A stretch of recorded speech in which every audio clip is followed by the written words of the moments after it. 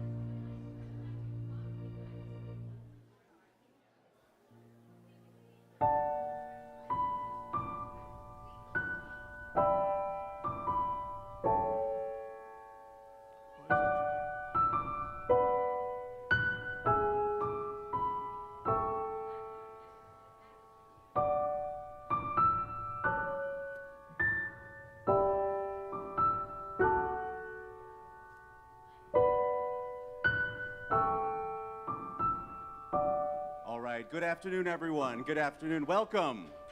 How are you all doing today? Are you ready to be blessed? Yes. We have a tremendous service for you. Welcome to the Capital Family Church.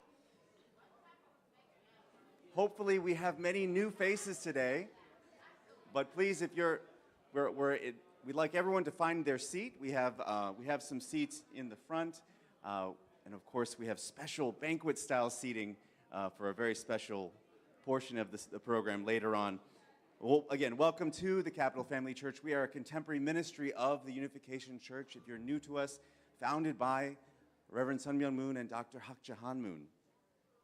It's great for you all to be here and joining us in our movement, in our community. We refer to God as our heavenly parent because He is both humanity's mother and father, representing both natures. And our community is celebrating the family. We believe the family is a school of love, and we believe that through true families, we can build peace in our communities and peace in the world. So today, and eventually bringing the kingdom of heaven here on earth, which we refer to as Chanilguk in its native Korean. So as part of our presentation today, this is an important day. This is the celebration of our true parents' birthday. We lovingly refer to Reverend and Dr. Moon as our true parents. They are anointed by God and are carrying on sort of His mission throughout our community. So this is we celebrated True Parents' birthday on January 27th, last Friday, and that's, of course, the 6th day of the lunar calendar new year. So our program today is going to incorporate some important traditions. You're welcome to experience them with us, but we'll start by offering some wonderful music. So I'll invite all of you to please rise and we'll welcome our Capital Family Church band.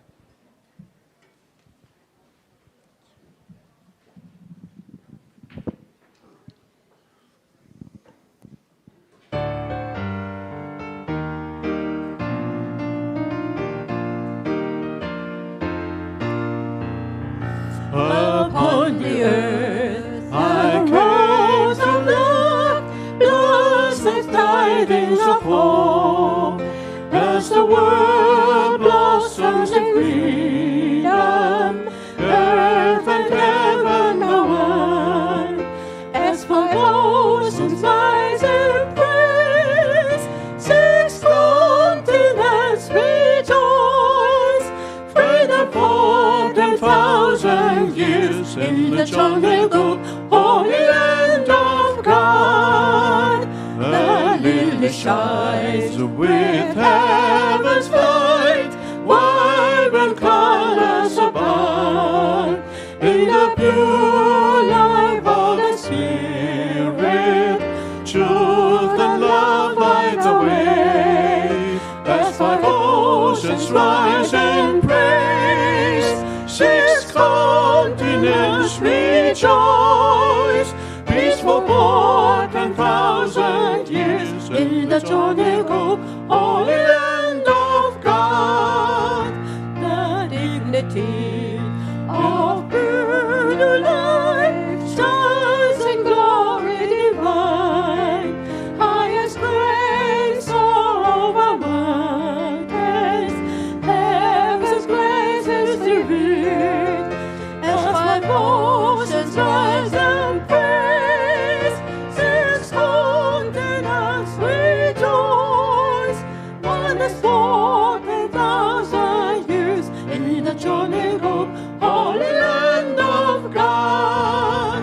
True parents bring true love to all, earth and heaven resound, as our flag waves through the seasons, freedom rings evermore, as 5 oceans rise in praise, 6 continents rejoice, happy for 10,000 years in the journey go, holy land of God.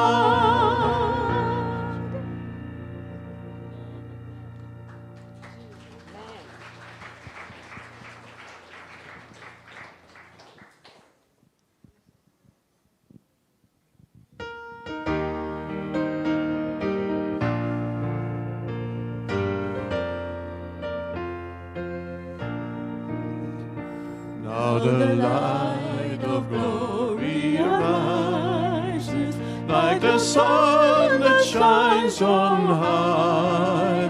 Now awaken to freedom, oh revive your spirits, oh revive.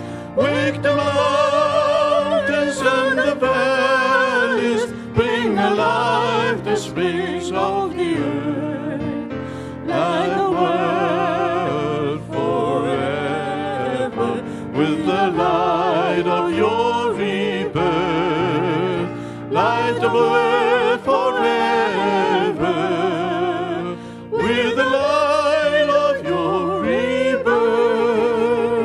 We are called to bring back the glory to the life of God above. Now the Lord in His greatness fills the universe with tender love, ever seeking souls awaken, ever calling them to be free. How shall I attend Him who is calling to me? How shall I attend Him who is calling to me?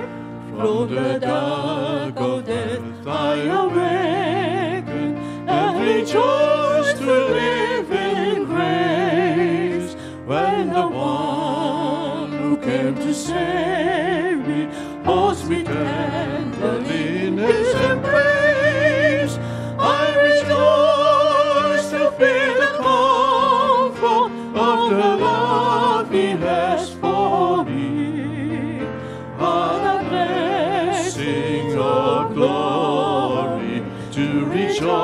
rejoice eternally. What a blessing of glory to rejoice eternally. Now he lifts me up to embrace me in the blessing that is mine. While the blessing to receive him in a love so tender and divine, how can I return the blessing, knowing all my life I return? I can never stop feeling how unworthy am I. I can never stop feeling how unworthy am I.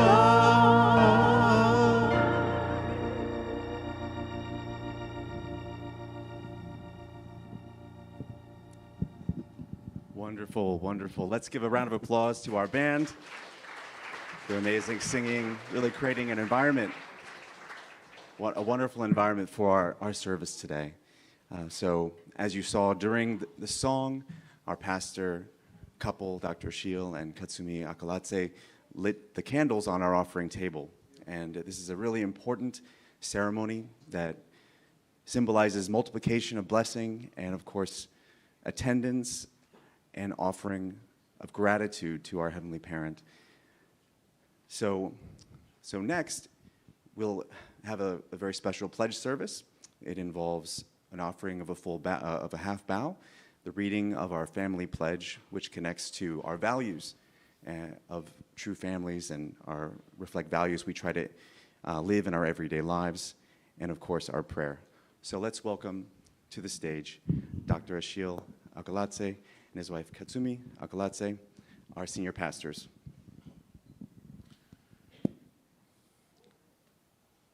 As we prepare to celebrate this day, let us offer standing bow before our heavenly parent, true parent. Donji Champumnike, Kambe Paro. Let's recite our 8-point of family pledge. Recite after me. Family pledge number 1. Our family, the owner of Chanyagog, pledge to seek our original homeland and build the kingdom of God on earth and in heaven, the original ideal of creation by centering on true love. Number 2, our family, the owner of Chanyagog, pledge to represent and become central to heaven and earth by attending the heavenly parent and true parent. We pledge to perfect the dutiful family way of filial sons and daughters in our family, patriot in our nation, sent in the world, and divine sons and daughters in heaven and on earth by centering on true love.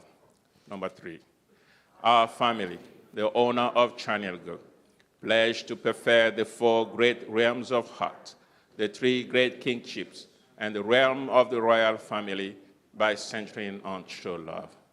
Number 4, our family, the owner of Chanyagog, pledge to build a universal family encompassing heaven and earth, which is the heavenly parent's ideal of creation, and perfect the word of freedom, peace, unity, and happiness by centering on true love. Number 5, our family, the owner of Chanyagog, pledge to strive every day to advance the unification of the spirit world and the physical world as subject and object partners by centering on true love.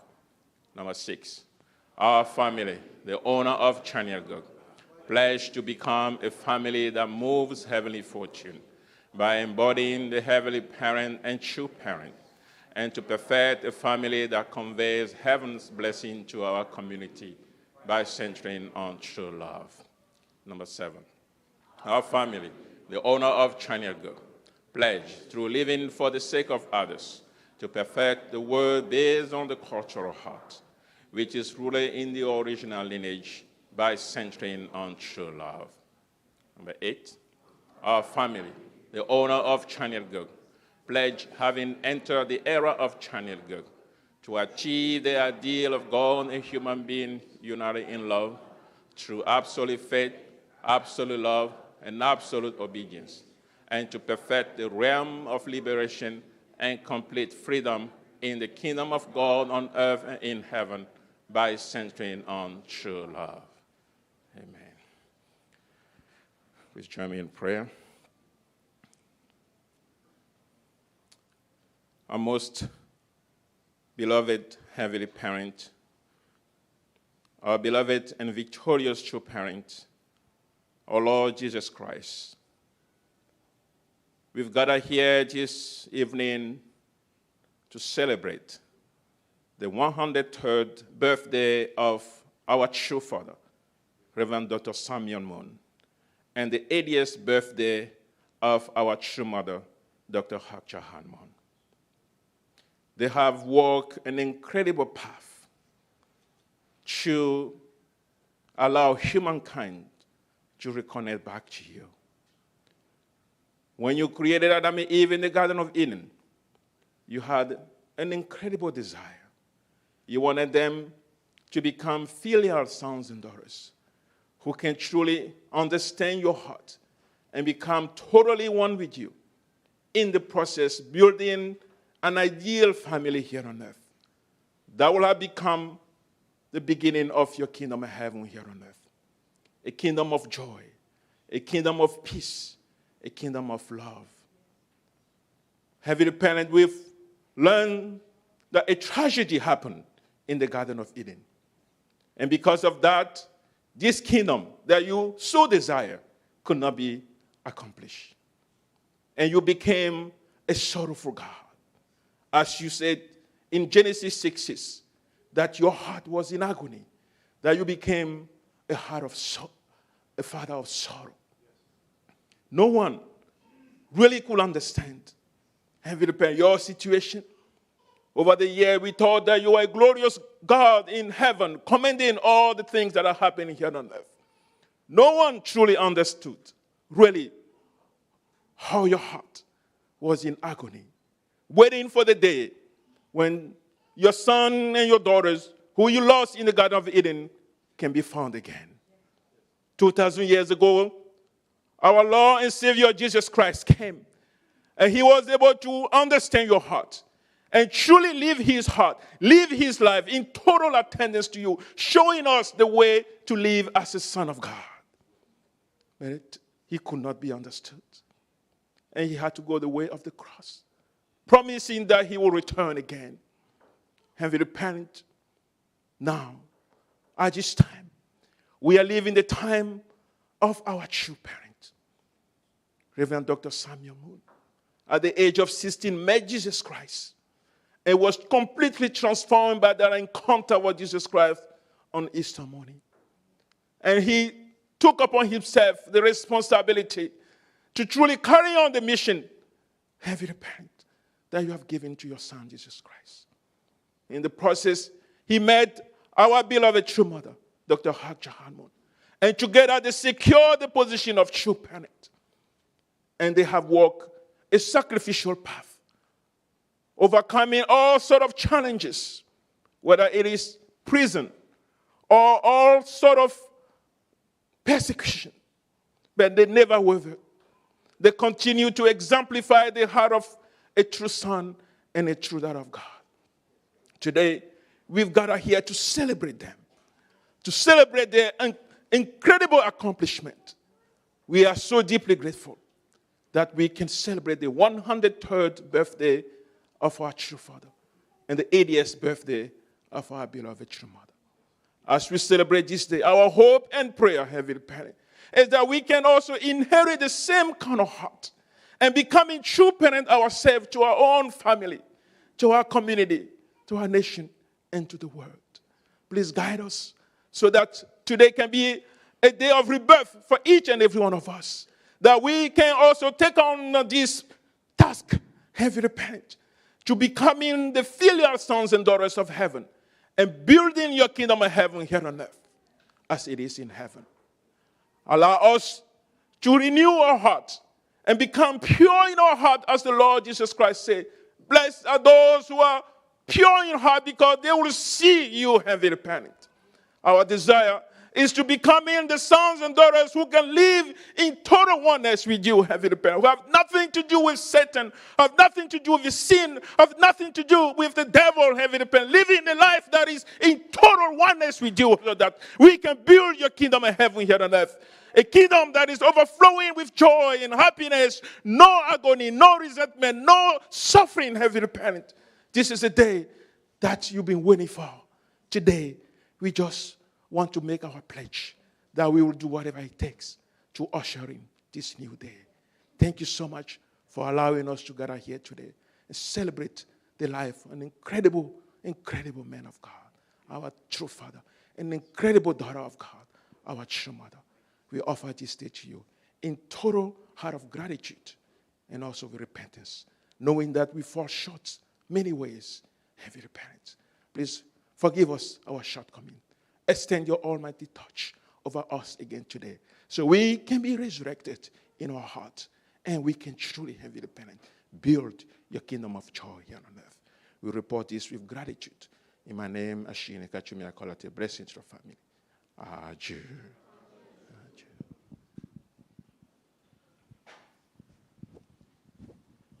Thank you, Dr. Ashiel.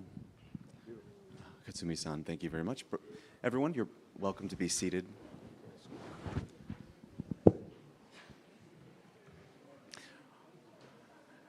So now, we have an amazing, beautiful offering table at the front with wonderful fresh fruits and amazing food actually behind it. You all can't see it, but I can. It's tremendous. So we had many of our amazing family members, mothers, sisters help support us and set up this offering table. Let's give them a round of applause. Really, this is an offering on behalf of the community to our true parents, to our Heavenly Parent. So, as is the tradition, I'd like to invite again Dr. Ashiel and Katsumi-san to come behind the offering table. They are, because we don't have our true parents here physically with us today, they are representing our true parents. What they will do is they'll be receiving the offering, touching each one of the foods presented quickly, and just receiving this blessing on behalf of our true parents and for our Heavenly Parent. So they're going and they're touching each item with the chopsticks,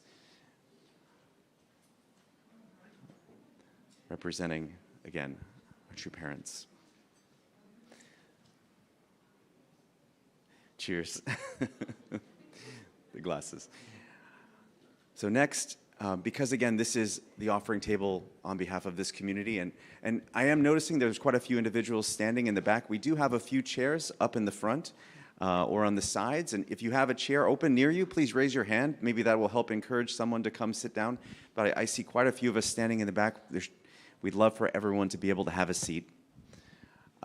If we can advance the slide, that would be great. So again, on behalf of this community, we wanted to recognize that we have 12 community leaders that are supporting all of the families in our community. And so I'll read their names, but if any of those individuals are here today, we'd love for you to come to the front and you can receive from Dr. Ashiel and Kasumi-san a portion of the offering table. In Community 1, this is Teresa Ledesma and Dennis Manor, as part of Montgomery County. If Mrs. Manor is here, that would be wonderful for her to join us at the front. Community 2 is Ivo Ozaki and Dasi Babatunde. This is in Laurel in Columbia. Do we have? Yes, Reverend Dasi is here. Community 3 is Nick Kernan and Pauline Eby. That's Cheverly and Greenbelt. So if you all are able to come, we can line up and receive. It's a lovely rice cake.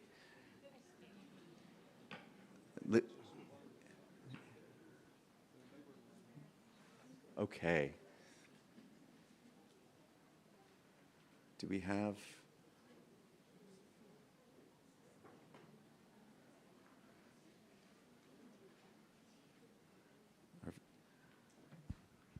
All right. So, All right, you're receiving this from every parent, true parent.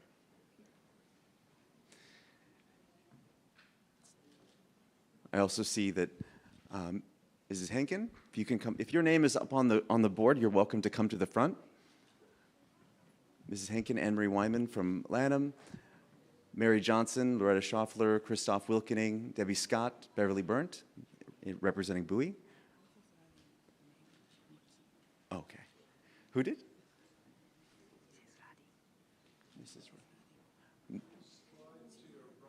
Mrs. Radim made the mochi, made the dok. We're grateful for that. We have Mr. Goldberg, Matthew Goldberg, and Jaime Her, representing Anne Arundel. Desiree Kajo, representing the District of Columbia. Let's see. Egi Doju, Michiko Yokoyama, Rhonda Williams, Asmarina Rush, and Bernardo Herrera.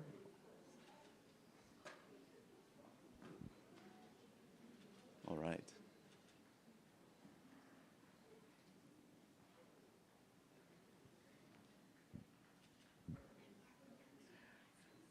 And Barbara Marks from Manassas. All right, so this is a special gift from our true parent to you. You may go ahead and enjoy it. And you can go back to it. Let's give them a round of applause.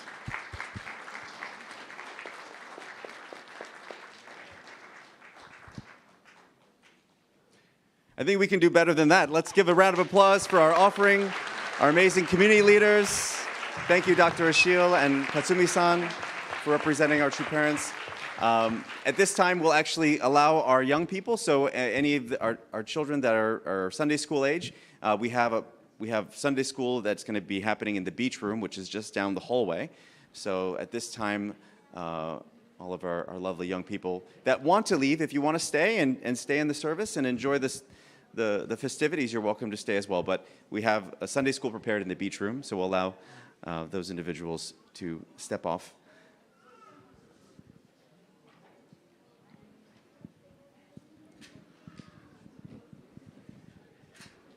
Yep. I think we need. All right, and so we're going to.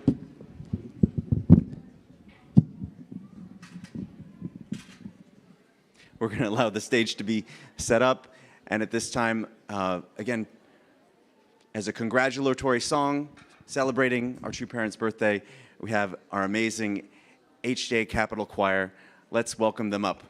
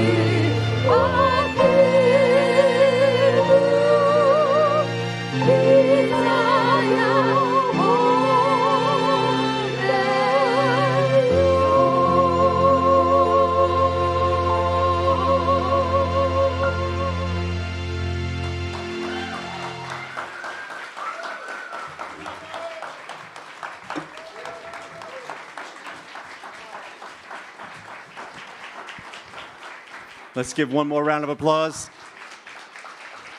to our HJ Harmony Choir. What a tremendous. So next in our program, we have a short video. It is a commemorative video produced by our international headquarter, commemorating the birthday of our True Father, the 103rd birthday of our True Father, Sun Myung Moon, and the 80th birthday of Dr. Hak Jahan Moon, our True Mother. So let's watch the video.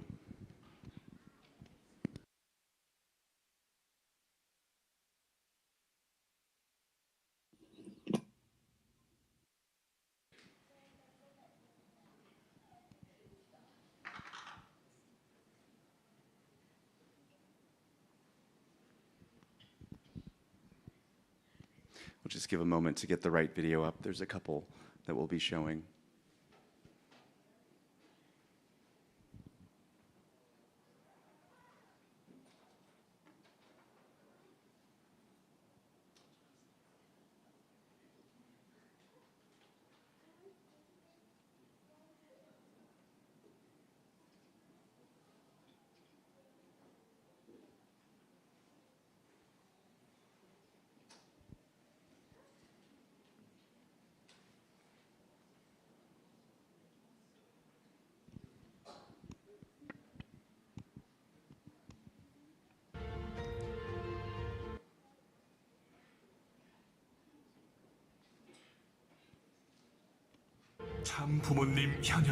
Through the advent of true parents, a new spring has come, and all of heaven and earth is filled with the scent of spring.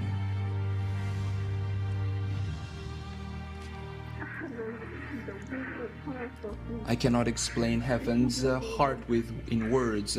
Until heaven's will is realized, I will unite as one and work together for heaven's victory.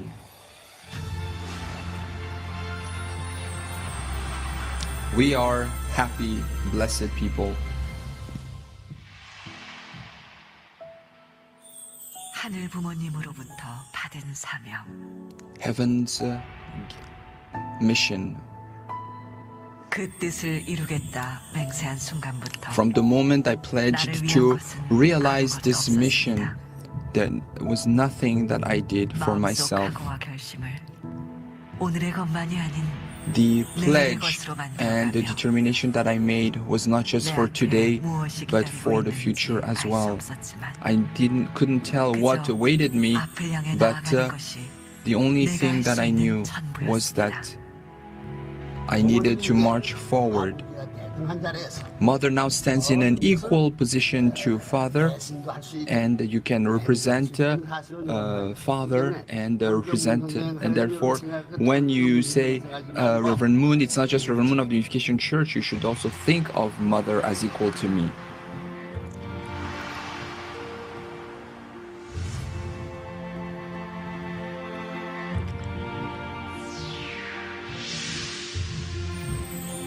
참된 말씀을 찾아 나온 길. The path of finding the true word. 하늘 부모님 그리고 Heavenly, 인류를 위한 this has been 희생의 a path 노정이었습니다. of sacrifices for Heavenly Parent and humanity's sake. 참 부모이기에 세상의 모든 벽 허물고 Because of the heart of true parents, they've worked to break down all barriers 세상 and 가운데 심었습니다. sow seeds of true love everywhere. 하늘 부모님께서 Heavenly Parent 이제야 내 아들이요 내 will 딸이구나. now embrace us as the beloved sons and daughters of heaven. Please embrace all these children as your beloved children. This is indeed the day of blessing. 타락한 인류에게 있어 가장 귀한 것이 The most precious blessing for humanity is the restoration of lineage, and 자녀들을 품을 수 있도록 in order to embrace all of humanity, true parents worked tirelessly to expand the blessing worldwide, and this wish was expanded to billions of people around the world, and the world of one family of humanity under the Heavenly Parent was realized. 그렇게 세상을 품기 위해 True parents 몸치로 한 채 worked tirelessly to bring humanity back to the bosom of Heavenly Parent. True Father would fish for hours on end, and we remember the Cheongsong that True Parents invested for the sake of humanity.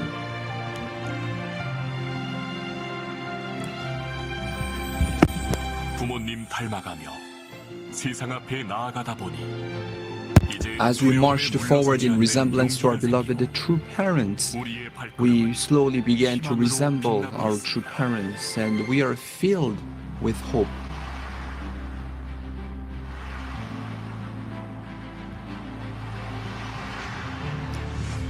True love goes beyond religion, any barriers or nations or races around the world. True parents, just like the break of dawn that lit up the entire world, the true parents' life was one that lit up human history. True parents always remembered the past and worked to bring hope for tomorrow, thinking solely about Heavenly Parent and the path of restoring humanity.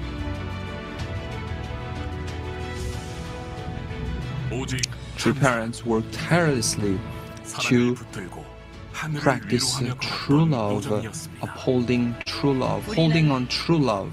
하나가 되기를 원하고 있습니다. Our wish is to unite as one. 자유와 We wish 평등, for the long-lost freedom, equality, happiness, and unity. 뒤돌아볼 시간 없이 Without any time 그저 to look 주어진 back, 삶 속에 True Mother 매 worked 순간 최선을 tirelessly 다해 나왔고 every hour, every minute. 지금껏 얼마나 걸어왔는지 다 And, 기억하지 못할 정도로 It's difficult to even remember how far Mother has walked. 모든 것 The 잊고 footsteps of true 난 또 Mother 가야 remain 합니다. all throughout the world. And even today, Mother wishes to visit the world 하늘 again. 부모님의 자녀가 된다면 If all the nations become the children of God, there will no longer be war and discord. The dream of Heavenly Parent, the wish of humanity, is a realization of the kingdom of heaven on earth.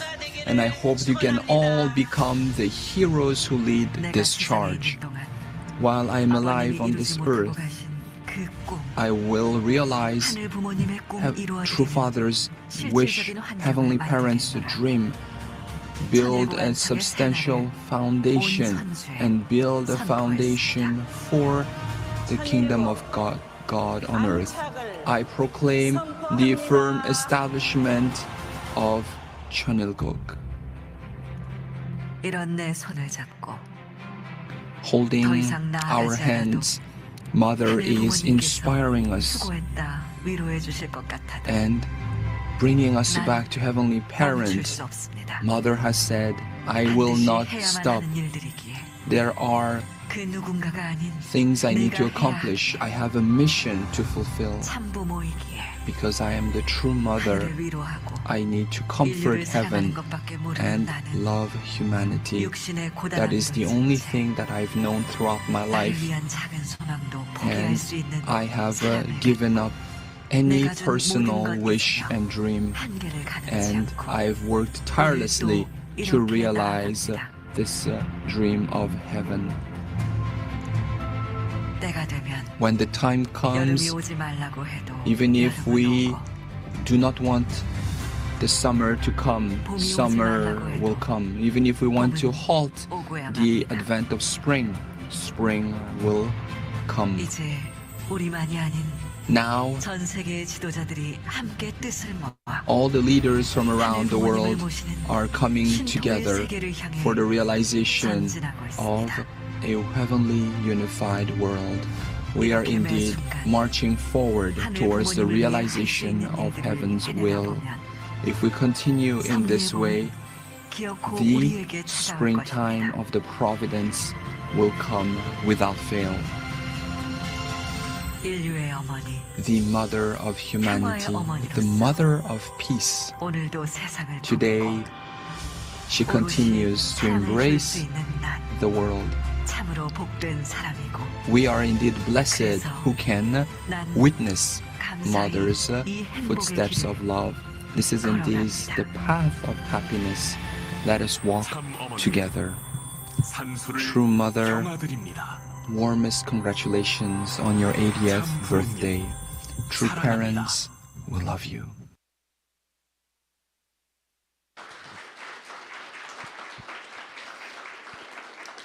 What a beautiful commemorative video, really celebrating so many historical moments in the lives of our true parents. So I don't know if any of you had a chance to watch on Friday. There was a global live stream of the ceremony, and of course our true mother spoke. We have an excerpt from that speech that we're going to show right now. was a very important announcement from her, and she announced, that right now the heavenly calendar that is sort of based on the lunar calendar, but from now on, moving forward, the first day of the year of the heavenly calendar will be True Parents' birthday. So it's an amazing change, and we're really excited about that. So here is our True Mother's message, and will be more to share afterwards.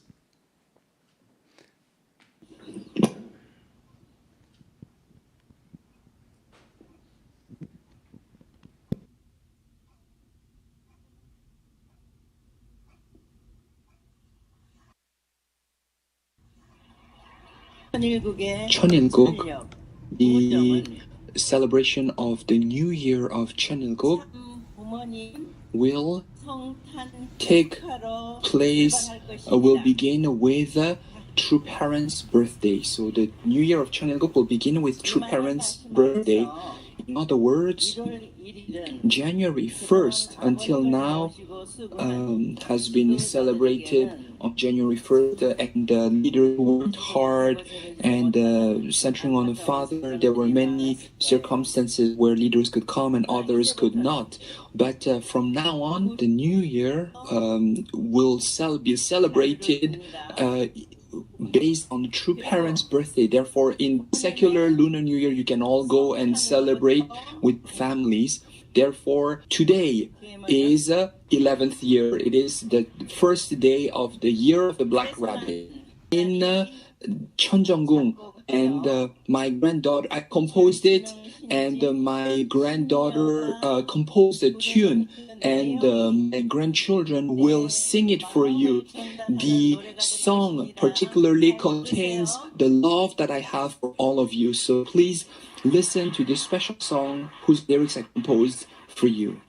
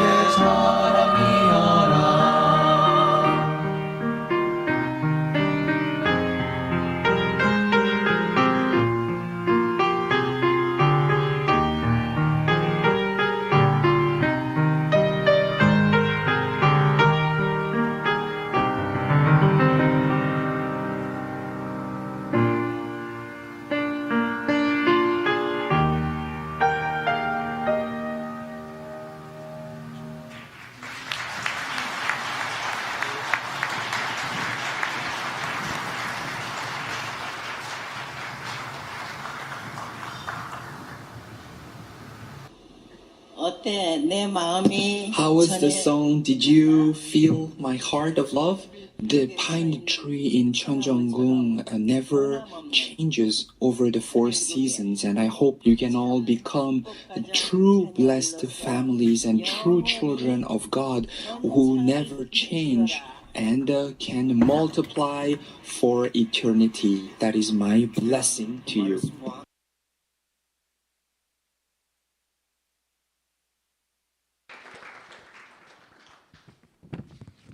What a wonderful message, and again, if you want to see the whole her whole speech, obviously you can find it. We can send a link to you. The song that her granddaughter wrote is about this tree, Ilsungjeon, and again, you can imagine, right? This is in the background is the Cheonjeonggung Palace, which is really at the top of a mountain. If you've been to Cheongpyeong, obviously, and here. Our true father would climb the mountain and pray at the tree. So it's over 300-year-old, beautiful pine tree, and clearly has an important meaning really to our movement and of course to the true family. So this is very, very special. All right. Are we able to have the lights return? Turn the lights back on in the house?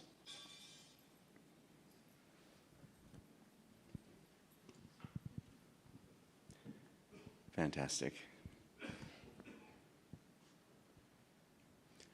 So again, this is such an important commemorative day, and we want to continue to celebrate and honor our true parents, through all of our activities.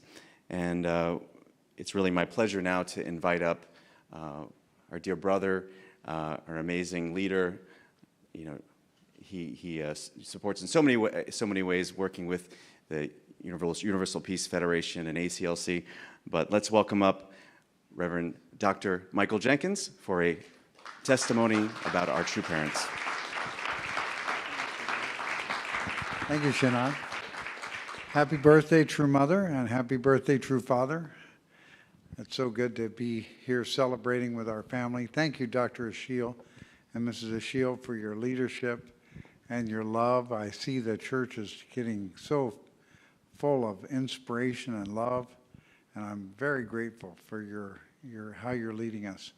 I was asked to give a brief testimony about True Mother, and of course, my whole experience with True Mother was very much like many of the elders here. We would see Father and Mother at East Garden, and before that was really Belvedere. We would sit, and we didn't really know Mother very well personally, but she was always with Father, always so patient. And all the times at Belvedere, a lot of those times she was there, she was pregnant and carrying another baby. And I remember even on our blessing in 1982 at Madison Square Garden, Mother had just given birth or was still carrying the child. I forgot. Huh? She just gave birth. I think that just right before. Amazing, that kind of attendance. Anyway, I have wonderful memories as we grew older, and many things happened, but I have a lot of my memories are tied together with our chairman of the Washington Times, Tom McDivitt. We were state leaders together, many different states, many different roles. But I remember one time, how we, wanted to make the Baltimore church grow more, so I decided to do a 7-day fast. And right on the 4th day, I got called with Tom to go to East Garden. And I really felt like, well, I'm going to be like Father. When Father told God that, well, the fall of man was a misuse of love, and God said no, and he said, no, I'm going to stick with my... And I got the idea, well, when Father tells me to break the fast, I'm going to say, sorry, Father, I have to keep my commitment. So then I went there, and then suddenly everybody's eating, and I'm sitting there, And suddenly Father starts whispering to Colonel Hahn, what's going on here? Then the question came, did you finish your 7-day fast that everybody is asked to do as a member? And I said, yes. Then Father said, eat. And all my ideas about I'm going to be so righteous just melted. But the thing about Mother was that, when you're on your 4th day of fasting, they say you got to eat real soft food. And she took so much. We had deli sun sandwiches, and we had bulgogi, lots of bulgogi. So she put about a half a pound of bulgogi on my plate, and then 2 deli sun sandwiches, and said, enjoy. I felt so close to Mother at that time. I was so hungry. And then Father said, you get credit for 7 days. Man, wow, that was nice. That was nice. Then suddenly, Tom was the leader of Philadelphia then, and I was the leader in Baltimore. And we were partners, and many other brothers and sisters. But suddenly, he and I got a call, along with a few other leaders. Mike Leone was Washington. And we got this call, go to the airport, there's a ticket there for you. And I said, where are we going? And it doesn't matter. You just go there, there's a ticket in your name at United Airlines. So I went there, ticket flew us to Orlando, Florida. And so, Tom and I were told to, bring some light clothes. We didn't know what was going on. But we landed in Orlando, go, oh, great, we're going fishing. We must be going fishing with Father in Florida. So we go there, and we arrive, and Tom and I and some of the others, we go to the hotel that True Parents were staying at. It was like a Motel 6. It was a kind of a non-brand hotel. And they were in a little tiny room sitting on the bed, and we all went and gave a nice greeting, Kyung Bae. And then, okay, tomorrow morning, we'll start. We're going to Disney World. That was really great. And we started at McDonald's in the morning. First, we had a big McDonald's time. Then we went to Disney World, and it was just like we were like little kids. Juan Pil Kim was with us. Others were there. It was a wonderful memory. Then we went to Mobile, Alabama, saw the shipbuilding. And I'll never forget something about Mother there. Father was asked by Dr. Paul Warner, Crystal's here in this area, wonderful founding family of Germany and that kind of leadership. He was over the boat building business, Master Marine. So he asked Father, we need to decide the color of the boats that we're going to build all these fishing ship vessels. What color do you want? So Father, consulted with Mother. And then, he chose a very nice green. It's the same green that Mike Ferris just put on the restored Good Hope boat, the very first boat we have in Seattle, and it's still fishing. But then Father turned to us and said, if I didn't consult with Mother, all the women in the spirit world would be upset with me. So I never forgot that. Just like that. And then we traveled around the rest of the country. That was really such an education, such a blessing from God. But then also, I was suddenly asked to be Mother's MC for a number of the speaking tours. And I have so many fond memories of Mother during that time because it's very intense, it's very busy, but she never once got upset or short-tempered with anybody. I mean, we arrived in one city, and the van to pick up the luggage went to the wrong airport. The cars were there for us, but that kind of thing. She never got upset. I remember one city, we were there in New England, and suddenly, the stage looked kind of shaky, and also the pipe and drape was starting to go like this, and all of a sudden the whole backdrop just collapsed. Fortunately, Mother was behind a part of the pipe and drape that didn't collapse. So Peter Kim and I ran up there, set up the backdrop again, but Mother didn't get upset. She was just amazing patience. One time she was so tired because she arrived in America and went on the tour the next day after she arrived, and jet lag was so bad. Around 5 p.m., we arrived in Florida, and she was just, really tired, eating some soup. And this brother came in, doing, what he should be doing. He was taking pictures, but Mother looked up and said, "Please don't take pictures of me now."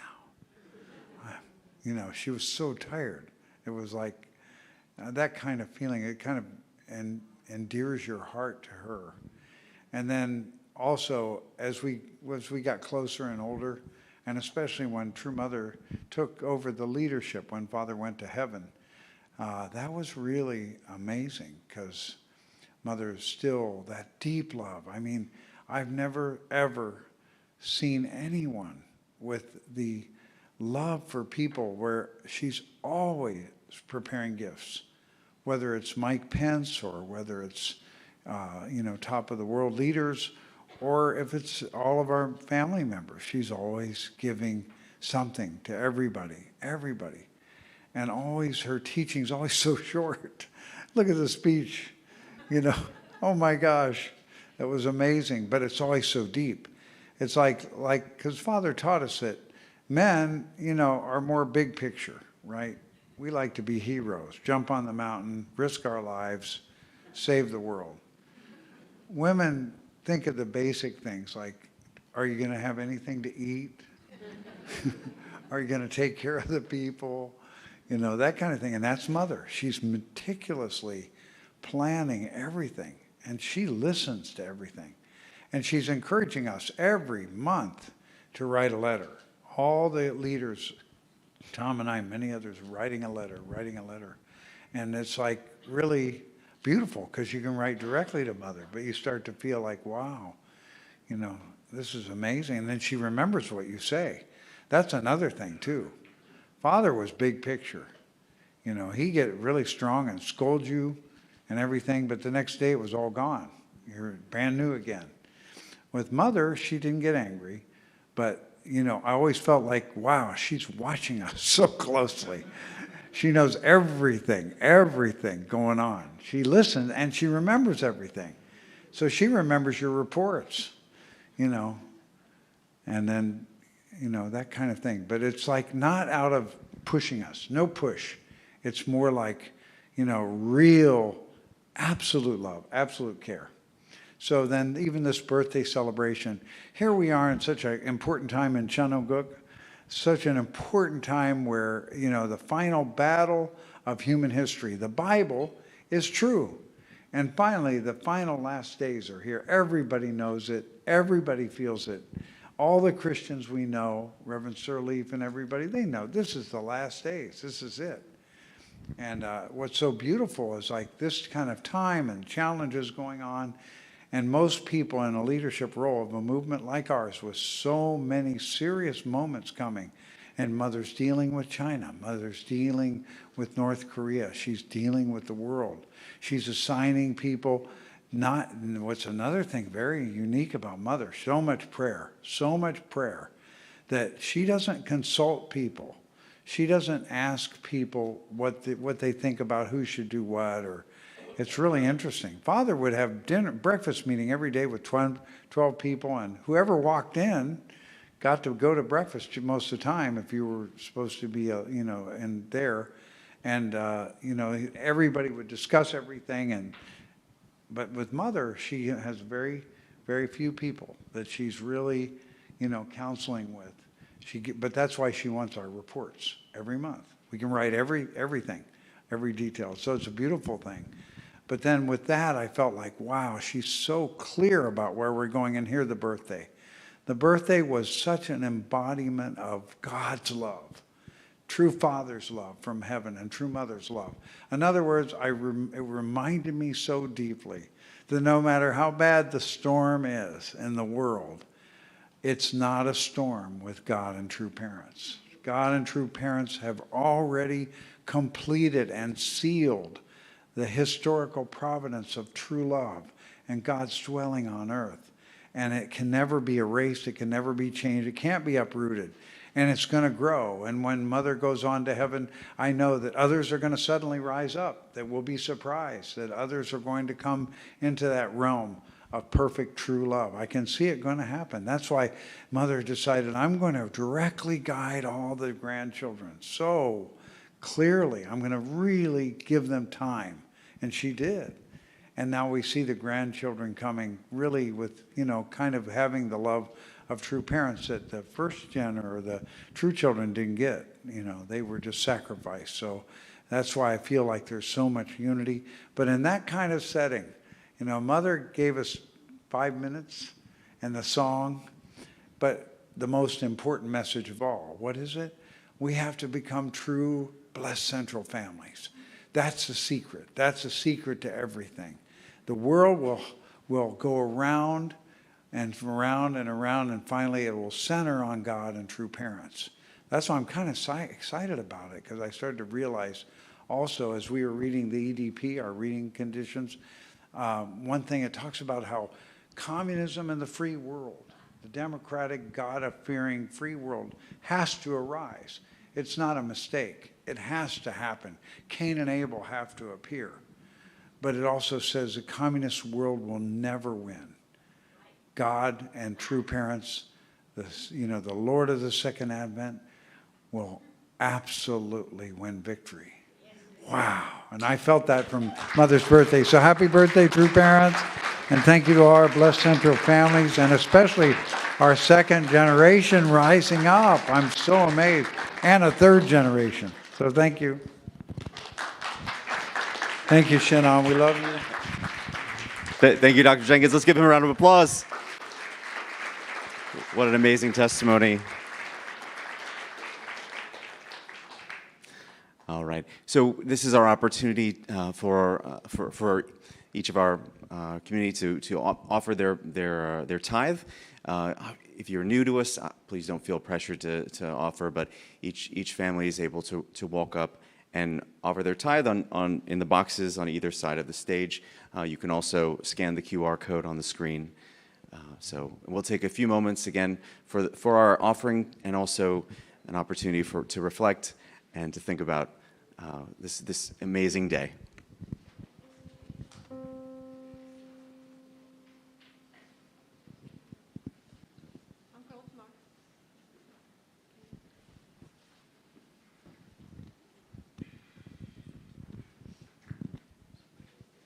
And we have a guest pianist, Mrs. Irian Jenkins, is going to play piano during our offering.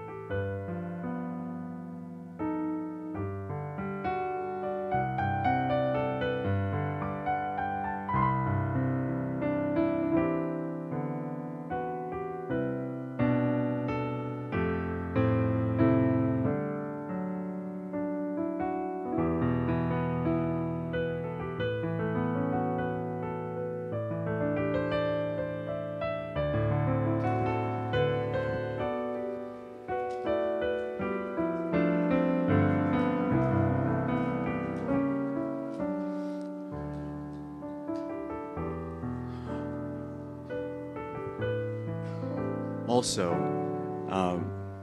if someone can go and let the children in the Sunday school know that they're welcome to come back. They're welcome to come back to this room.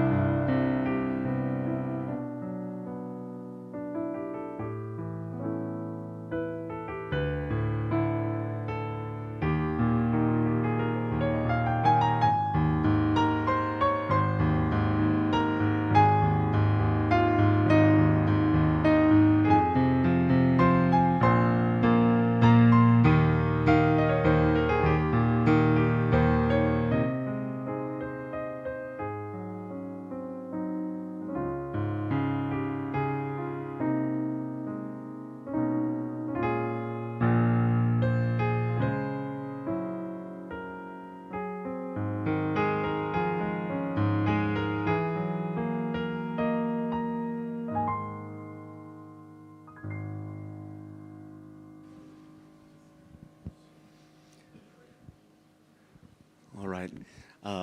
Let's pray for the offering. Please join me in prayer. Good afternoon, our most beloved heavenly parents, parent-loving true parents, Father. Father, on this important, prestigious day, we're celebrating the birthday of your amazing, amazing children, Father, your anointed couple, Father. Our true Father, his 103rd birthday, and our true mother, her 80th birthday, Father. We were able to receive so much over those years, and we have so much that we want to give back based on their example moving forward, Father. And truly, they're the ones that told each one of our families, each one of us, that we can be so much more, that our destiny is ours, and we have so much that we need to fulfill, our own 5% responsibility, Father. Father, let's take this moment, Father. Let's acknowledge the amazing foundation that they've put forward, and let's allow ourselves to work off of that foundation to truly bring about your kingdom on this earth, Father, to bring about your ideal Chanilguk, Father.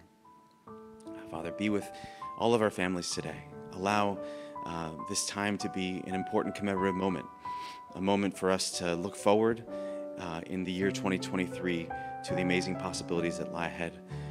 Father, we're grateful and we celebrate this day, celebrating their birthday, celebrating their amazing achievements, their life, their offering. So, Father, we pray for the offerings today that they can be used for your purposes, Father. Use these monies as our true parents wish them to be done, for your will, for truly the salvation of this world, Father. We pray in gratitude and report this in all of our names here, in my own name, Shinan and Yewon Godov, a blessed and true family. Amen. And Aju. All right. Do we have... Hopefully some of the young people have returned from Sunday school, but again, we can remind them. But again, it is a birthday celebration after all. So, there they are, they're coming up. So of course, we need to celebrate with a cake. Let's welcome up our young people, all our second gen. Maybe we can have them, and I'd like to invite up Dr. Ashil to the front.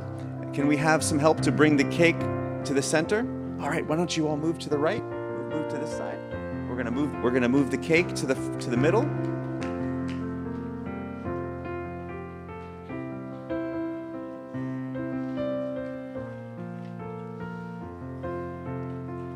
What a beautiful cake. All right, we can move down. We still have a lot of our second. All right, let's move. Can we make some space? Come on in, everyone. Let's make some space. We have plenty of space on this side, so this group can move over and.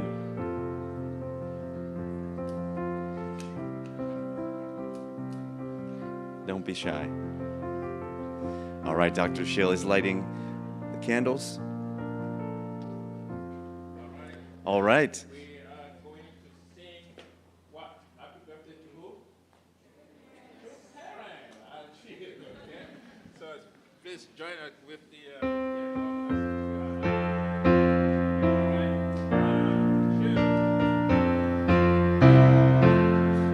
Happy birthday to you.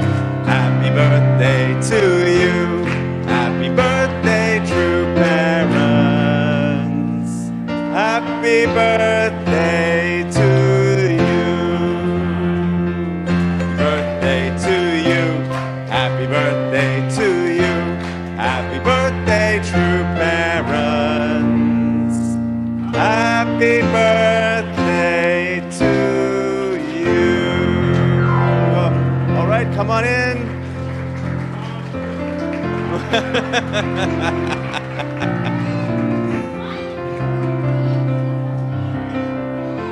All right, so now we have to cut the cake. Be careful, be careful. Oh, they're all cutting the...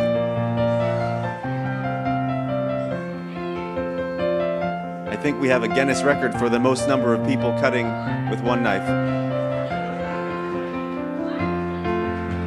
Next cut.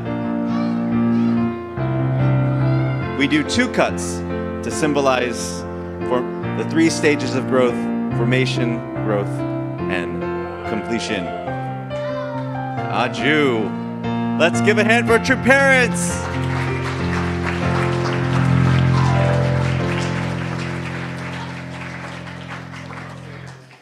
All right. So, we'll actually closing prayer and then open my prayer. Closing prayer and then open my prayer. Oh, okay. So let's invite up. So another important tradition is the tradition of 3 cheers of Okmanse. So if our kids could all come over to this side, and I'd like to invite up Mr. Robert Abendroth to lead us in 3 cheers of Okmanse. You can come around. Let's welcome up Robert.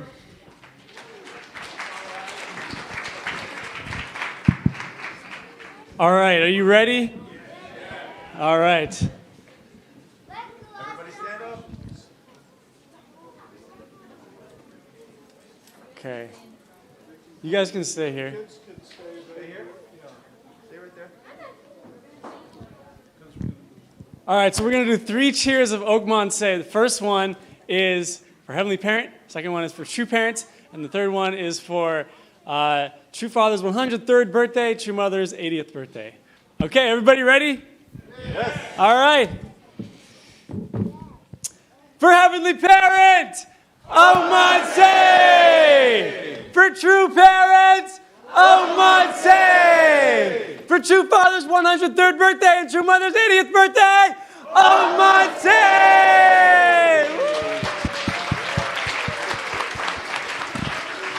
Thank you, Robert. All right.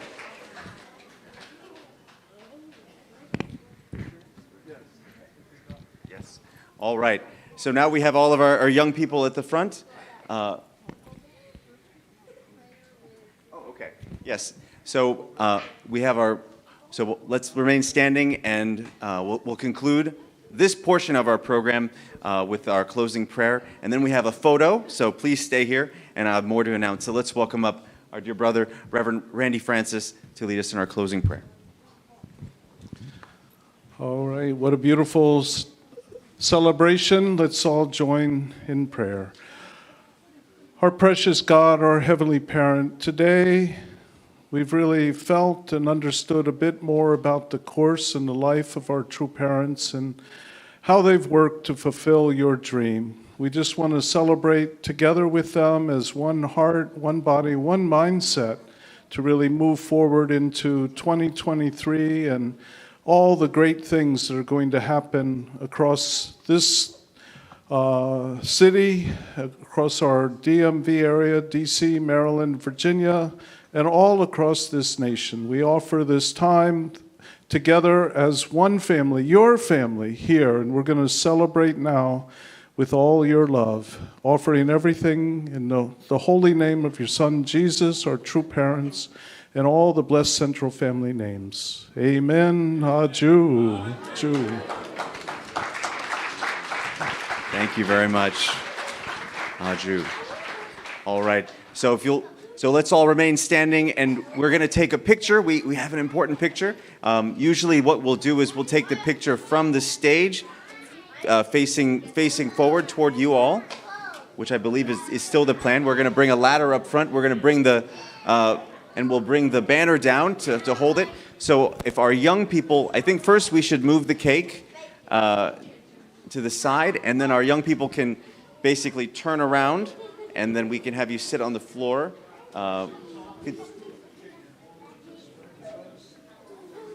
Yep. So could everyone get on the other side of the cake? Get on the other side of the cake, and then we'll have you guys sort of stand or kneel in the front. Okay. So all right, this group, let's go ahead and go along the front. We just need you to go along the front. We need about 2 feet in front of you see where the cake table is? We need about 2 feet clear from there. So everyone can kind of go, yep, exactly, right? As that group is going, sort of kneel right in the front facing forward. Good job. Good job. You got it. There you go. Could you guys go back just a little scoot? Yeah, just a little bit backward. There's plenty of space behind you. Because what we're going to do is we're going to bring the banner up.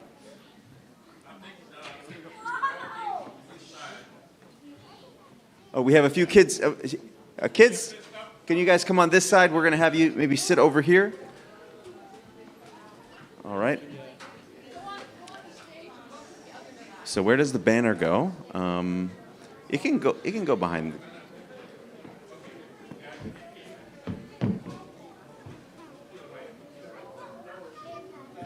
Yeah. Okay, guys, we need to move backward. We need to back up a little bit. If there isn't space, all right, just backward a little bit.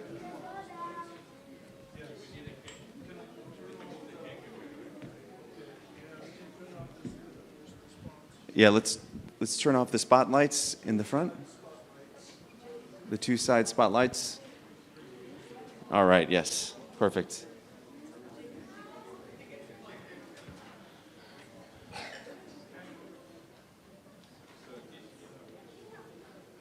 Okay, so we'll look to Uncle Otmar. He'll be taking the picture, and he will let you know if he can't see you in the picture. So if you want to be in the picture, you may need to move to the center.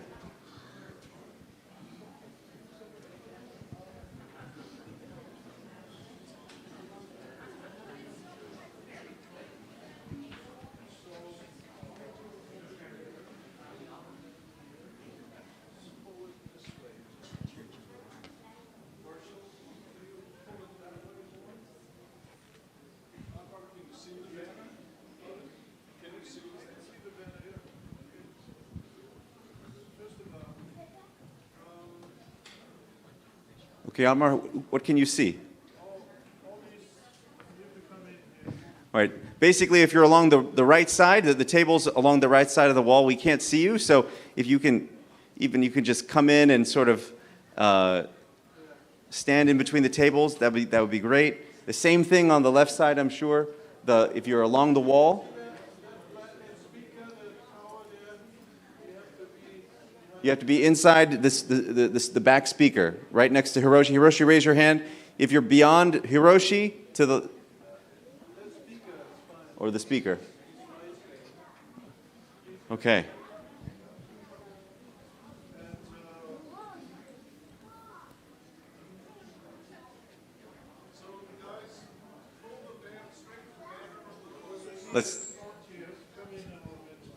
Okay.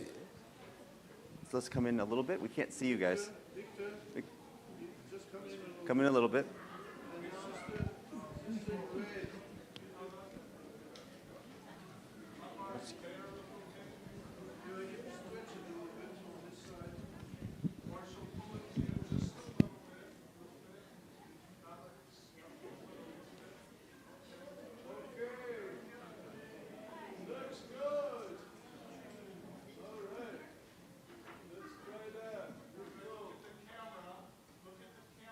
Get the camera.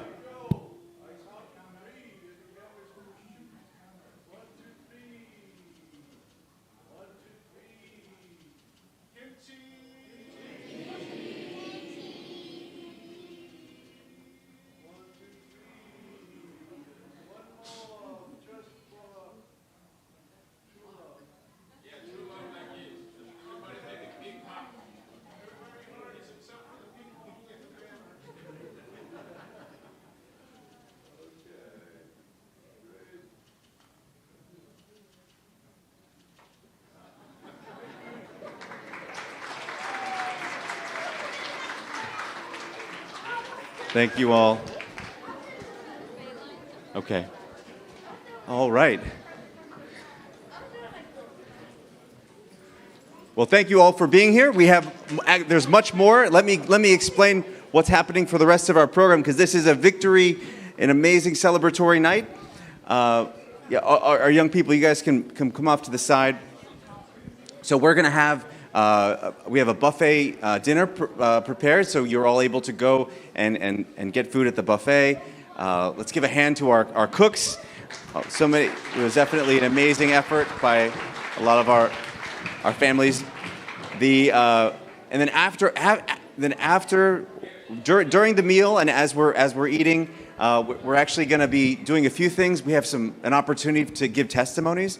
If individuals would like to share a brief testimony about True Mother, about their true parents, and we also we're going to honor our amazing community members. We're actually going to honor our top 20 tithing families. Very important to support our community, and we want to really honor sort of our families that are contributing so much throughout the year. So many other things to come, but please stay here and join us for that. But first, we have our meal. So we have 2 buffet lines outside. Obviously, we have a large number of individuals, so we just ask that you all sort of work through the line as quickly as possible, and in a few minutes, we'll get started on the second half of our program. So thank you all very much. I think for starters, let's have the first row of tables, if they can start at the buffet, and we'll go from there. Okay. So, just all right. So and then come on back to have your meal. Looks like I have a brown purse here in my hand. Is this somebody? Did somebody leave their purse? Yep. Got it? Thank you. All right.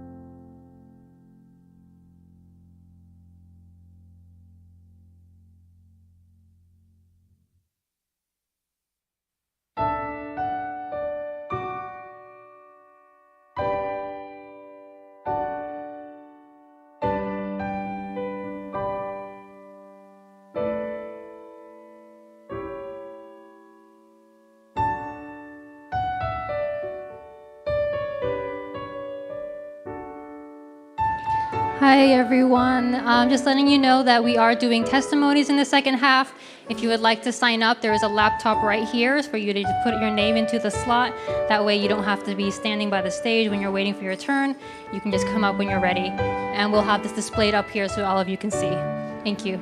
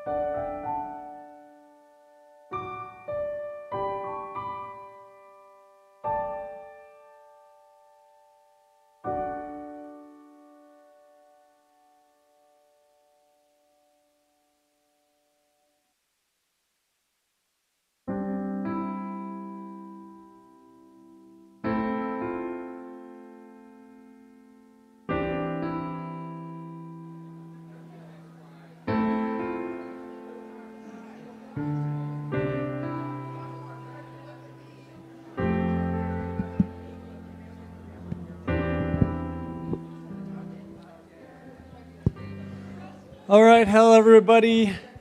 How is dinner? Good? Awesome. Can we give a round of applause for those that cooked it? Thank you so much. Yeah, some good chicken.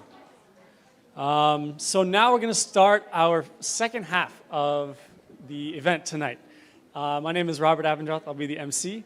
And the first thing we're going to do, actually, yeah, just as Amanda said, we're going to have like an open mic style testimonies. So for anyone that has like a really memorable testimony of true parents, please share it with us today. We're asking that you share for 5 minutes. And yeah, so please inspire us with your testimonies of true parents, honor them.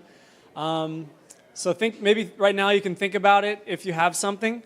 And in the meantime, we're going to show a video on the LEDA project. Katsumi-san, would you mind coming up and explaining a little bit about it? Thank you. Give it up for Katsumi-san. Hi, everyone. Anyway, I don't have nothing to. You can watch the video. You will see what is the LEDA project. Please support. Great. And you can support by buying these calendars. We'll talk about that afterwards. Okay.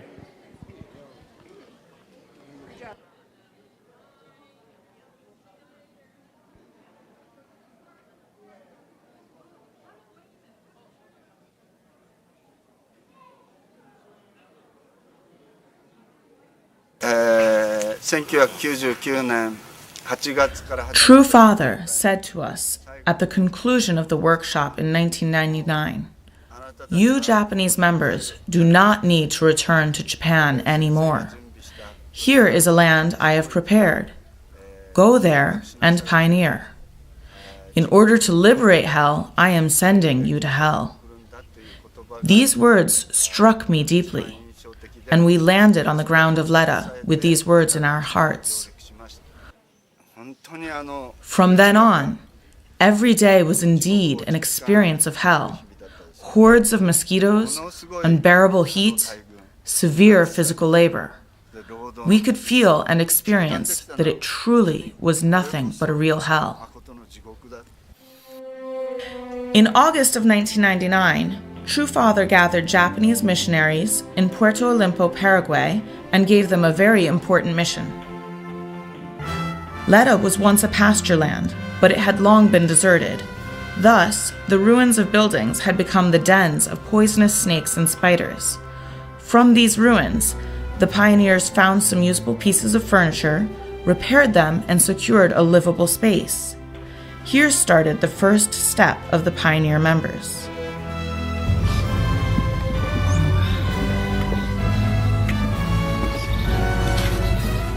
It was the pioneers' first experience of attempting to construct a magnificent base in the midst of the wilderness.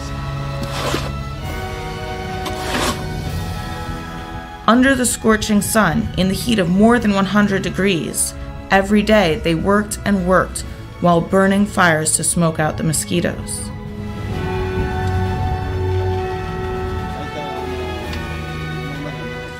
This is a rattlesnake. This is the most poisonous snake. If you are bitten by this, it is very dangerous.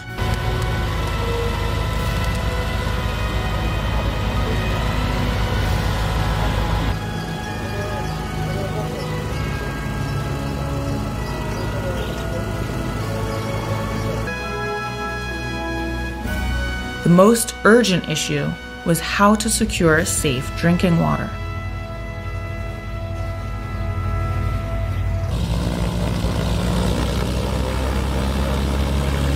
On January 7, 2000, after 3 months had passed since the pioneering began, True Parents paid a surprise visit to Letta to encourage the pioneer members who were struggling in the wilderness.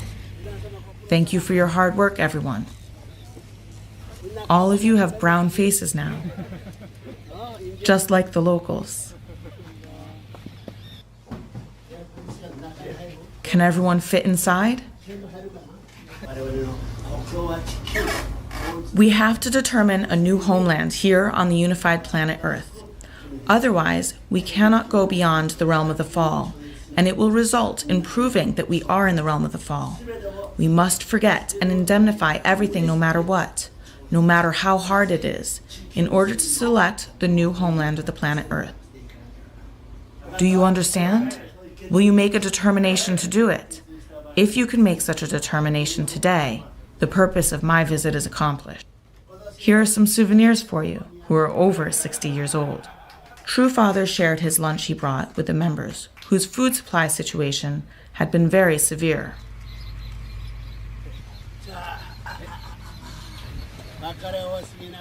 It is hard to say goodbye, but these feelings will be our good memories to cherish.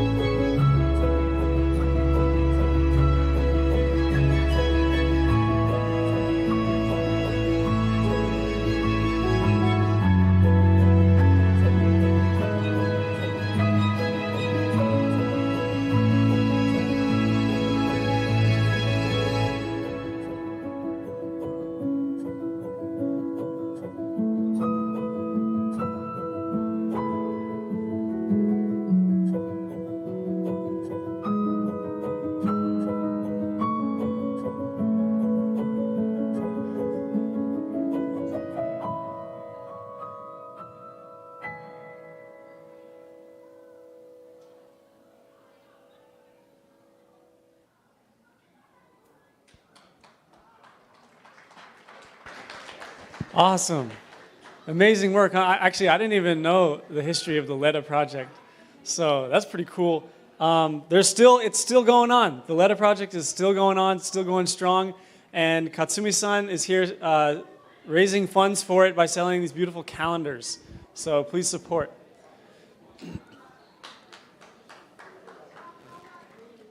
How much are the calendars, Katsumi-san? $10 each. It's a nice big calendar. That's cheap. It should be 20.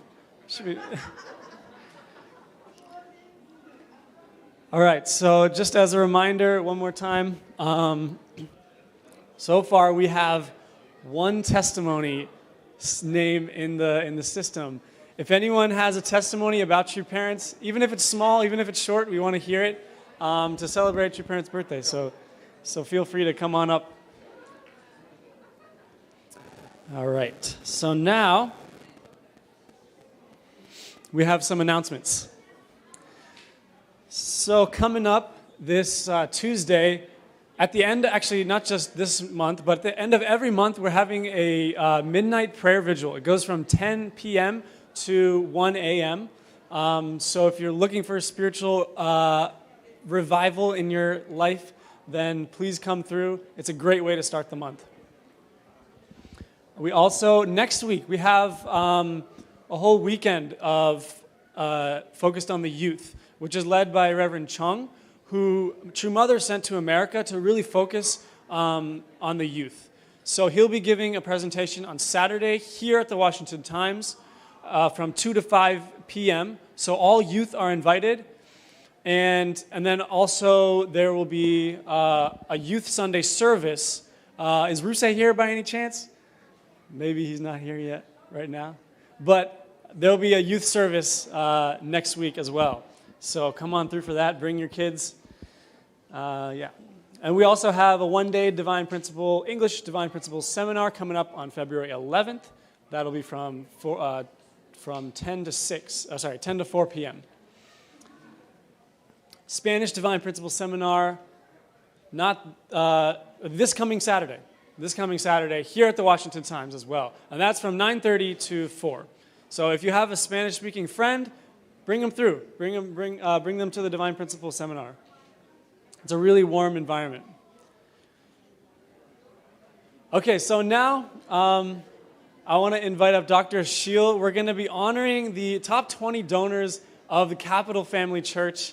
And it's really the funds that come in through all of you, actually, that makes everything happen, that makes everything run, that makes the youth ministry run, that makes church service run, that makes every single activity we do runs because of your support.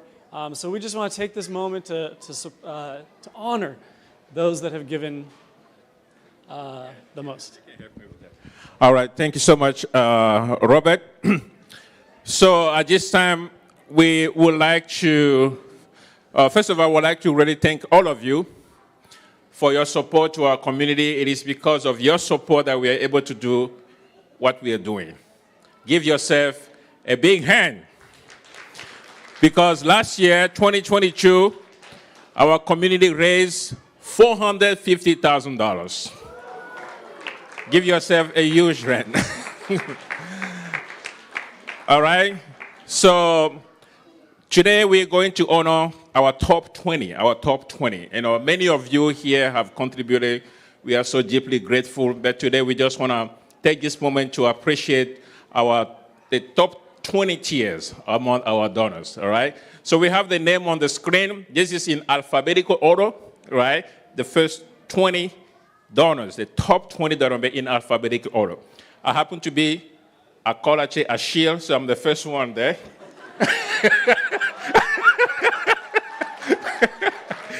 With my wife. Anyway. All right, so at this time I would like to welcome the Babatunde family. Let's give a big hand to Wasiu and Darcy Babatunde. Please come forward.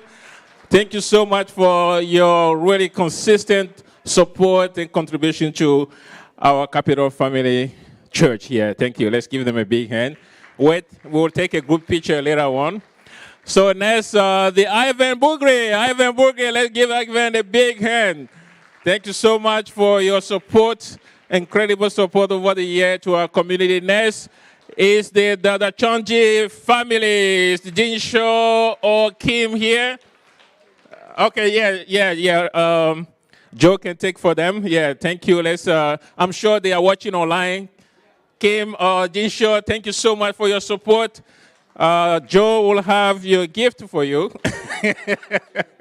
Thank you. All right, how about the Pfefferman family? Dan and Susan Pfefferman, let's give them a big hand. Thank you so much for your incredible support and for our community. Next is her, Jack and Jaime. Her, where's Jaime? She's somewhere here. Jaime? Yeah, let's call her.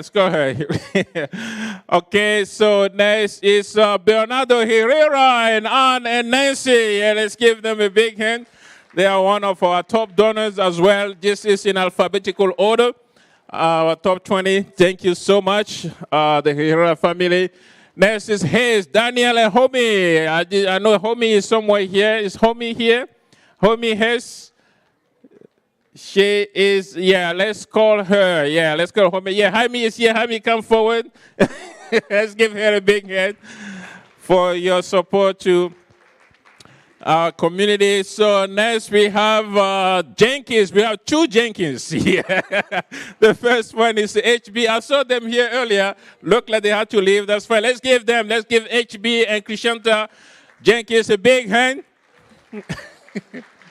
Oh, they're here. Okay, yeah, let's give them a big hand. Yeah, HB and Krishanta. All right, thank you so much. Take a picture, okay. All right, next is their dad and mom, Michael and Rico Jenkins. Thank you. Okay. We'll take a picture. We'll take a group picture later on. Everyone. Wow, what's he giving her? You see, it's a surprise.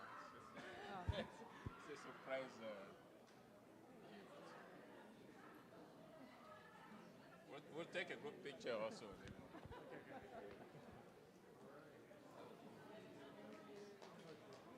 Yeah. Thank you. Next is John, Greg, and Kyoho Jones. They are here, right? Greg and Kyoho. Yeah, Kyoho-san is here. Let's give her a big hand. Thank you, Kyoho-san, for your support to our community. Thank you. Yeah, we'll take a group picture later with everyone. Songkwan and Chuli. Songkwan Kudo. Yeah, please come forward. Songkwan, he is an incredible. He works so hard and supports in many ways. He's a great contributor to our community. Thank you so much, Songkwan. Thank you. Now we have Lejeune family, Roland and Judy Lejeune. I know they are not here in person, but they are watching online. Thank you so much, Roland and Judy, for your incredible support over the year to our community. We'll send you the gift. Now it's Leko. Richard is here. Richard and Constantine Leko, let's give them a big hand. Leko, Richard here. Thank you. Yeah, they truly among our top donors over the year, consistently supporting us here in our community. Thank you so much. We'll call everyone later on. How about David and Kelly Moffitt? How about the Moffitt? David and Kelly. I saw Kelly here earlier. Where's Kelly? She has to take the kids. Oh, okay, all right. Anyway, thank you, David and Kelly. Mom is here. She will take your gift for you. Thank you for your support. We have the Oliver family, Zegri and Fumi Oliver. Zegri and Fumi Oliver. Yeah, they are not here, but thank you again. We will make sure you get your gift. Sober, Werner and Debbie Sober. They are probably watching online. Thank you so much, Werner and Debbie. Thank you. We will come and visit you. We have the Stein family, Dan and Pamela Stein. They are not here today, but also a great support to our community. Thank you so much, Dan and Pam. We have one donor who doesn't want to have his name or her name be mentioned, but we are deeply grateful to that couple as well, and the Yokoyama couple, Yuji and Michiko Yokoyama. Yeah, they are not here today, but we are deeply grateful. So if you can all of you, all the 20 who are here who received the gift, please all come forward. We can take a group picture here, please. Otma. Yeah, if you are here, the Babatunde, the Ivan, the Tanchi, Joe can come representing the Tanchi, the Fefferman, Having, Herrera, Hess. Yeah, please all come forward, bring your gift. Let's take a group picture here all together. Yeah.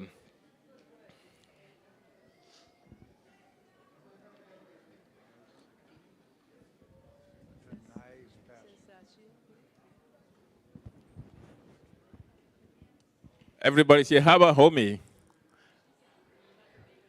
Oh, she has a baby. Okay, yeah. Bernardo, okay, yeah. All right.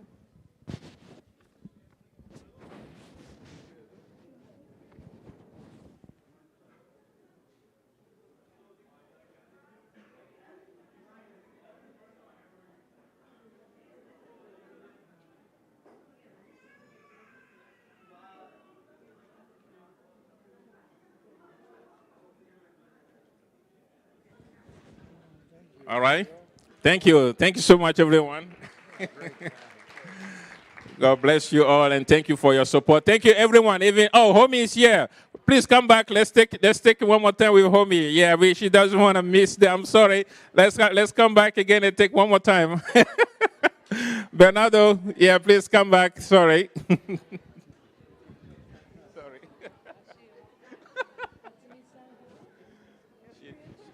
She's somewhere.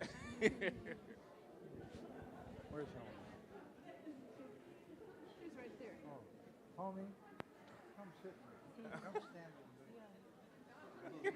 The gift. Where's the gift here? It's the same gift for everyone.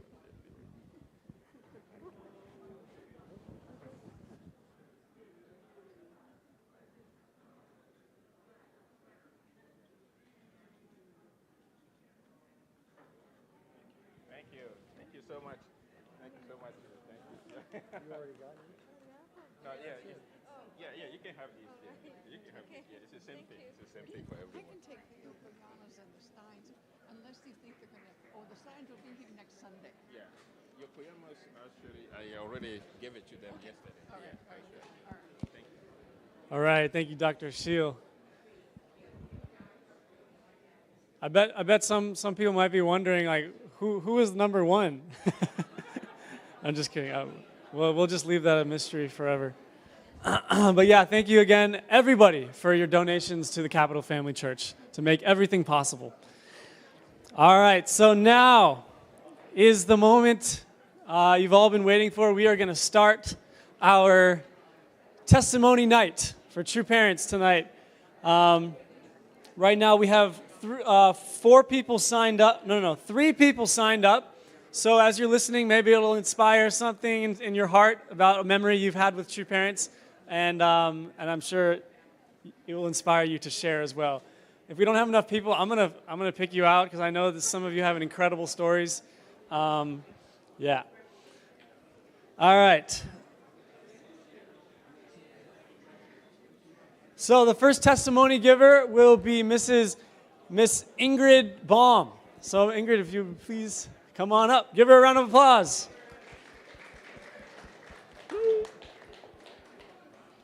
And also, just a reminder, 5 minutes is maximum time limit. So, all righty. Hi, everybody. Hey, how y'all doing? How y'all doing today?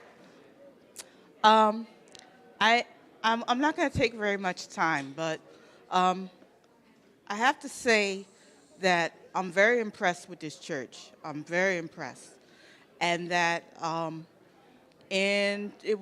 believe it was 2010 or 2011.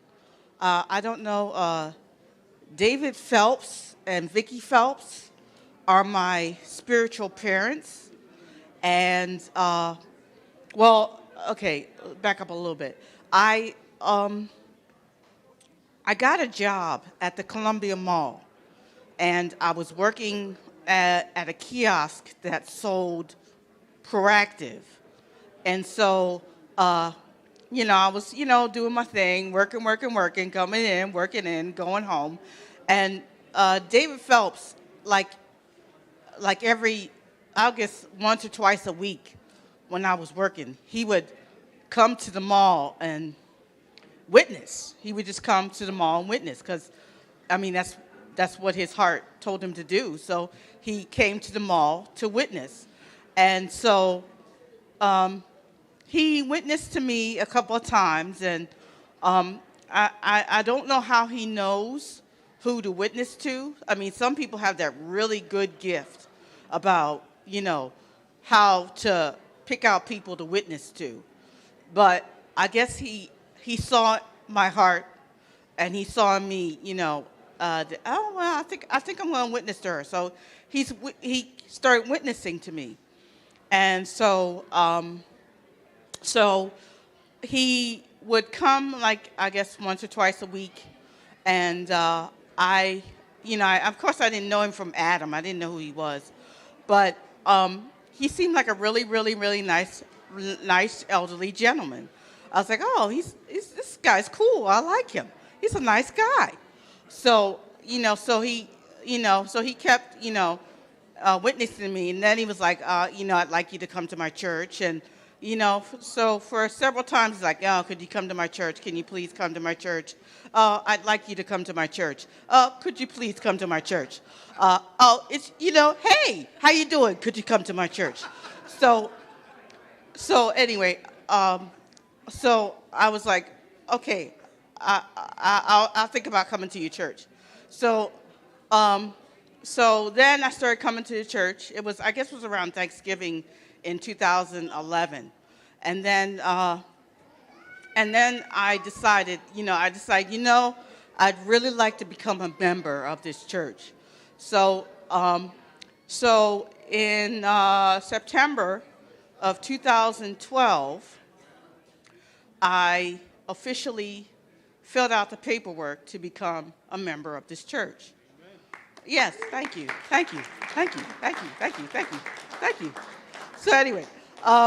So anyway, I want to say a good point here. The very day that True Father passed away, I became a member of this church. On that very day, so that I'll never forget because True Father passed on that day, and so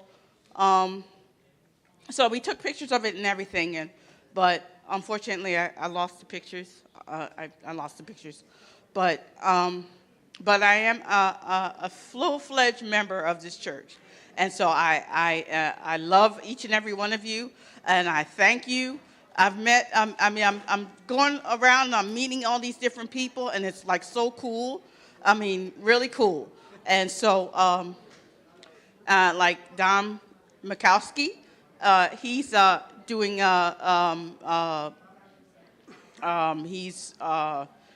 the divine principle. He's talking to people about the divine principle, which is really good.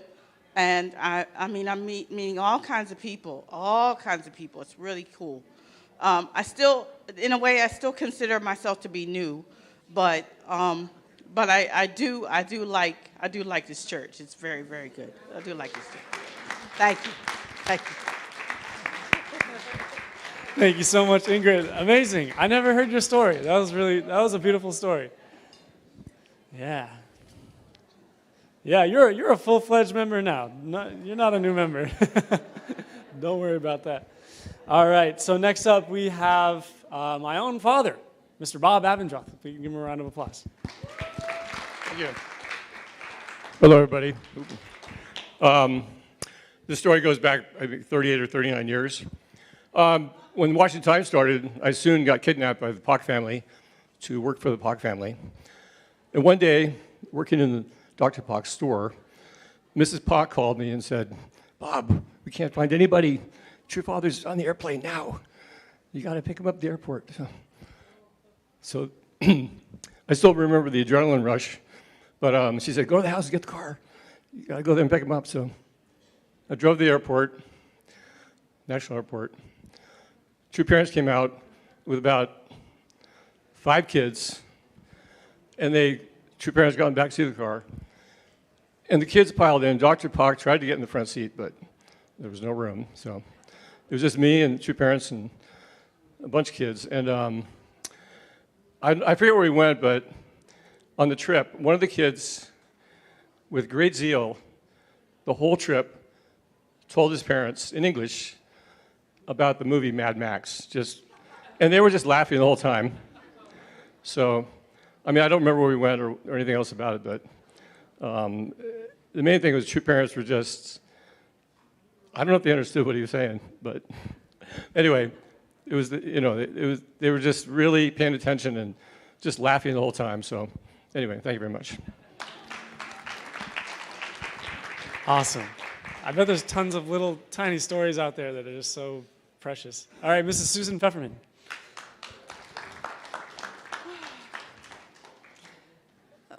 Like Michael Jenkins and Tom McDivitt, I have many experiences with true parents. But I'm older. Yes, Reverend Jenkins joined in Ohio. I was off on some trip, but I was the state leader. When I came back, I saw this interesting young man, and I thought, And I met Tom McDivitt at a workshop where he heard the principal.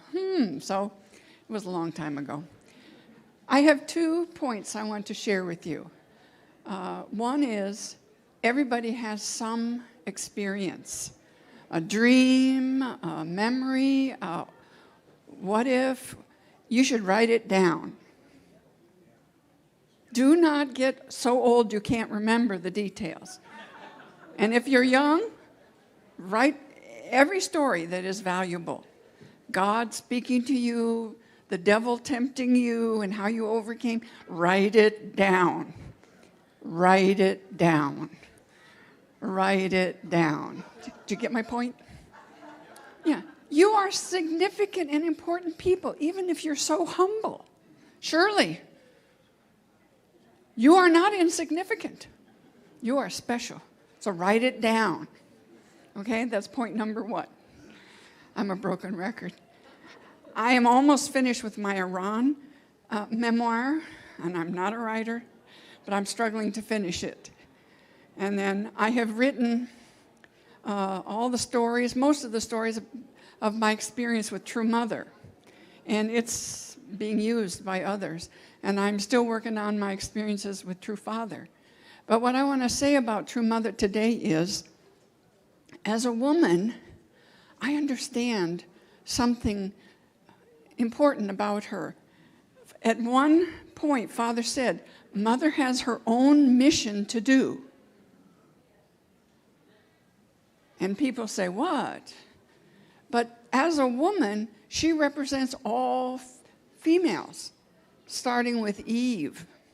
And so through her suffering, through her sacrifice, through all the things that she's doing, she's allowing all women to become free from shame, from sorrow, from bitterness, from male oppression, except for all of you here.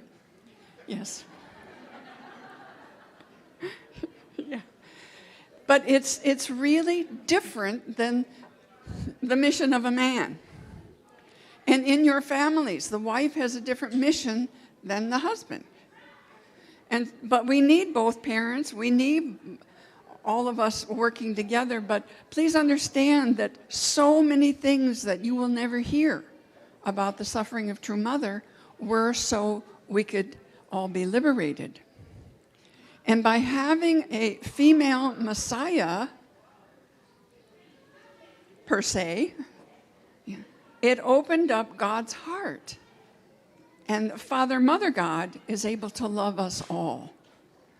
And so I just want to say thank you that True Mother stuck to the terrible, rough road and is liberating all of us and teaching women how to be women so that men can love us without any hesitation. Aju. Thank you so much, Mrs. Pfefferman. Yeah, and that's a really important point, to write down our stories, right? I think when I was younger in this community, I didn't realize the legends we had here. And I think that you got to get the stories on paper also. So just want to say that again. Now, Mr. Stephen Gabb for a testimony. Thank you. So I just have very short moments with true parents over the years. And one incident was when I was very young in the church in England, and true father and mother came to England to obviously give speeches and so on. But the ballroom there was totally packed, and it was not possible to move. And then lo and behold, Dr. Park calls father in the middle of the speech, and somebody has the phone in one end, and father's the other end, right? So the phone has to go, and father has to come towards the phone. So the phone ends up in my hand, and then my hand ends up in father's hand to give him the phone. And so this, as a young person, I was like 20 or something, this was an amazing experience with father. And second experience I want to really share with you was in Gloucester, Massachusetts. As you know, fishing is really father's big joy and incredible indemnity conditions he made. But towards the end of the season, for Ocean Challenge and Ocean Church members, father would always want us to keep fishing, even though there were no tuna anymore. But we had to go out, And I remember feeling, I really want to catch a fish for father. I really want to catch a fish, and your imagination is, oh, a nice big tuna, right? But there's no tuna at the end of the season.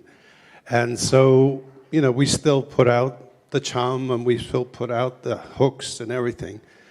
But the only thing that comes are bluefish, because bluefish just grab onto anything. So in Gloucester, as you may know, at that time, we had to go out at 3 or 4 o'clock in the morning. So you never had a chance to get any breakfast, and you never had a chance to have any food. So the first bluefish, we decided, okay, we'll cut it up. And there was no soy sauce, so we just had to dip it in seawater and eat it. And that was our breakfast. And if anybody's been on boats, you know how, for some people, that's not so easy to eat anything. Anyway, so the next time we caught the fish, I said, okay, let's keep this one. At least we could, we have a fish. And we put it in the cooler. And so we have to go back to Gloucester. And when you come into the landing place, always father has sent the disciples to come down and see, what did you do? What did you catch? And nobody catches anything, right? We don't have any tuna. And we just said, well, we have this poor bluefish here, that's all we have. And he said, let's take it to father. So that fish went up to true parents. We thought, wow, really is going to father eat the bluefish? Bluefish is kind of a bottom fish, not so, it's pretty humble fish, really, not like the tuna. Anyway, the next day was Children's Day. You could say Korean Children's Day. So true parents were in the hotel, and then they invited the fishermen to come to have a meal with them. And mother had cooked, and other sisters there helping. But we sat there where mother and father were, with the moonlight coming, and we were eating the meal there with true parents, and it was an incredible experience. But on the table, lo and behold, was our bluefish cooked. So we knew that father had eaten the bluefish. And so that was our experience there. So thank you. Thank you very much. All right, thank you, Reverend Gabb. Always a fishing story. All right, so as we can see, it's up on the screen now. Next up is Ndasi Babatunde. Give her a round of applause.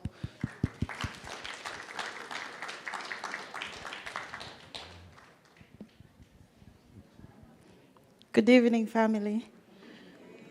My mom and my husband just remind me that 5 minutes, but I wanted it to be for 1 hour. I don't like the spotlight. Anyway, I I came to America in 2004. So, I joined the church in between 1999 to 2000. So all the time I've seen true parents only on pictures. And when I had the opportunity to come to America, I was very happy because I know there will be an occasion that I will see true parents in person. And there, behold, maybe 6 months in America, true parents had to celebrate their birthday in America. I don't know maths very well, but 2004, I don't know how old true father would have been at that time and true mother. But anyway, the birthday was in Manhattan, and we were fundraising here in DC. And my team captain said, if you fundraise $1,000 a day, you're going to go see true parents. It was not easy. So I did everything, fundraising and praying, please God, let me make $1,000 because I really need to go see true parents. I don't know when they will come again. And it was so hard. I think I made up to like 700, so I was so sad. I said maybe I would not go. But anyway, he just wanted to encourage us. We all were supposed to go. So we traveled to New York and so ready. So I don't know, it was, it's cold when we celebrate true parents' birthday, but I felt like I had to do something for true parents to see me. So I decided to dress in my African dress in a cold winter.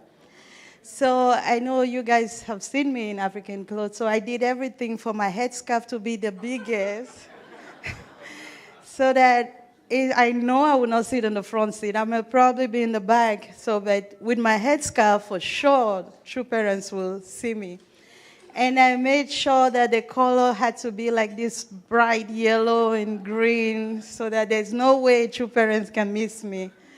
And I called my spiritual mother and said, guess what? We're going to see true parents live. And she was like, yeah, that's good for you, but just do me one thing. I said, what? You have to touch them.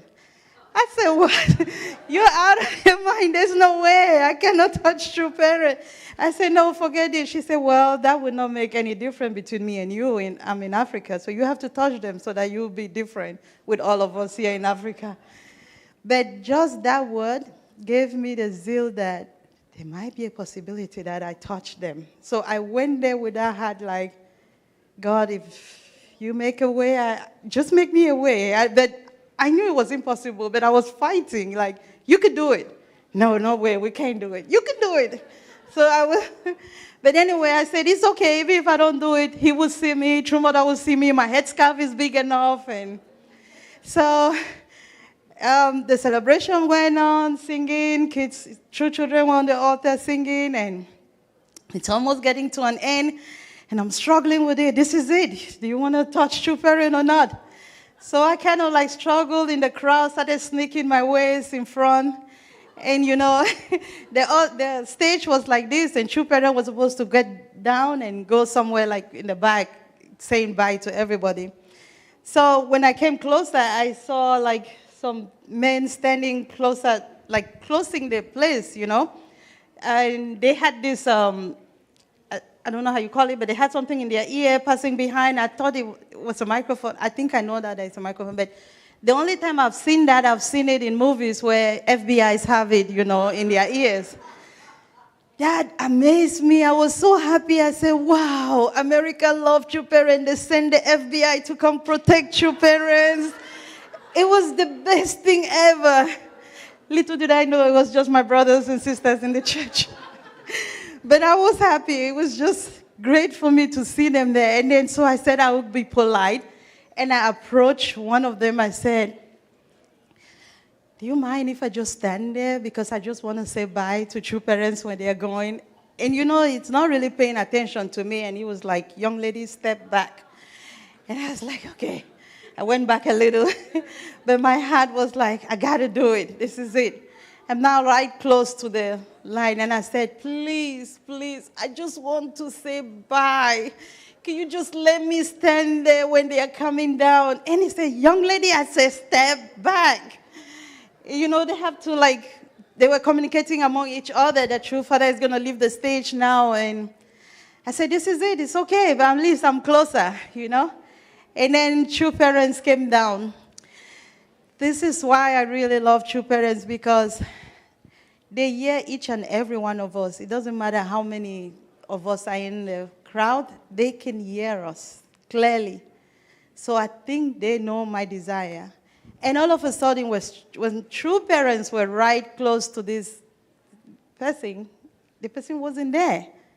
All of a sudden, I just saw me in True Parents, like trying to go. And I just went, True Father, and I grabbed True Father in his hand here like this, you know. So he's going like this, and kind of like slow, like, are you going to touch me or not? This is your chance, you know. I could feel it. I was like, yes. I grabbed him here, and he just turned and smiled, like, I told you, you should do it now, like something like that. That's the way I could communicate.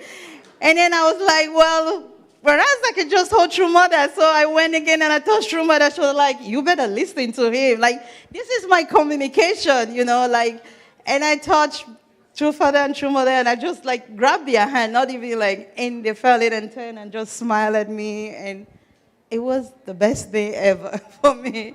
So thank you so much. Wow, thank you so much, Ndasi. That's such a funny story. That's so awesome. All right. Okay, next up, we have Mr. Matthew Goldberg, right? Oh, no, sorry, Barbara Marks. Thank you. Barbara Mosley Marks. Welcome her up. Sorry. Thank you. You know, I intended just to sit and listen, but that Susan Pfefferman, write it down, write it down, right? I think, I heard you the first time. Where is she? Did she leave? So I'm going to begin with one thing, but Darcy just reminded me of something. You know, the security guards are our brothers. In 1974, I was sent to North America to represent South America. And in those days, it was just a handful of us. And so Father would say, tell the trainees to come and meet me at Mother's Rock or Father's Rock. And so I went running up. My head was down. I was running up. And Father was coming out of main house. We were running up. I was out front. And I got to a certain point, and I get a whoop. That was a security guard. I looked at him, and I said, Jerry? I just came from the training center. I didn't come from outside or something. I was stunned. Anyway, so Father sat down, and he talked to us, and he said, look at the difference between your age and mine. Don't you think it's strange? I came to talk to your parents, but instead, they rejected me, and I'm now talking to you. So what I give you, there were 19 of us at that time, and he said, what I give you, you have to give to others. Because a time will come when people will not be able to come to me this close. There will be too many people. And that was one of the last times. Belvedere was my first home in North America.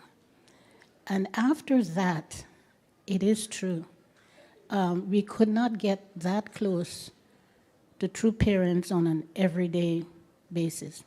Anyway, I was going to begin with a different thing. When I came to America in February of 1974, but before that, I had all kinds of spiritual experiences with True Parents. One of them was kind of a trance, kind of a dream, sort of, you know, if you have ancestors who are accustomed to that, you get all these funny experiences. So this day, I was either half asleep or something like that, and I was looking down. I was halfway between earth and sky, and I was looking down in an oriental-looking garden. And in this garden was a ball, beautiful garden, was a ball. And then on that ball was a man and a woman, and they looked oriental. In those days, it was not True Father, it was Master. Master speaks. I looked down and I thought, oh, that's interesting. So it was a man and a woman, And then there were two children, so each one was holding a child. They were not babies, they were holding their hands. And so the ball slowly started rising. And then as it got eye level, I realized they were standing on the globe. And then the ball started spinning. And true parents were no longer on that. The ball went all the way in the sky and spinning. I have never seen stars. No movie can capture the amount of stars I saw in the sky. There were so many stars everywhere. So after I got out of it, I went to my spiritual mother and I said, okay, this is the experience I had. What does that mean? She said, oh, those are the blessed couples who will cover the face of the earth. And I thought, really? Up until that time, I did not want to be blessed. And the reason is I didn't understand what blessing meant. I grew up in a neighborhood with Mr. This, the head of this, the government this, the leading broadcaster, and I watched all their marriages falling apart. And I thought, well, who am I to think that I could hold a marriage together? So I don't get married. I will adopt. Guyana has 6 races. I will adopt one of each, and I will educate them and do my bit. My spiritual mother, my godfather, screamed at me. I said, I didn't say I want to be a prostitute. I said I want to become a nun. He wouldn't have that. When I joined the family and I didn't want to get blessed, my godmother screamed at me, so just to shut her up, I said, okay, I'll get blessed. So,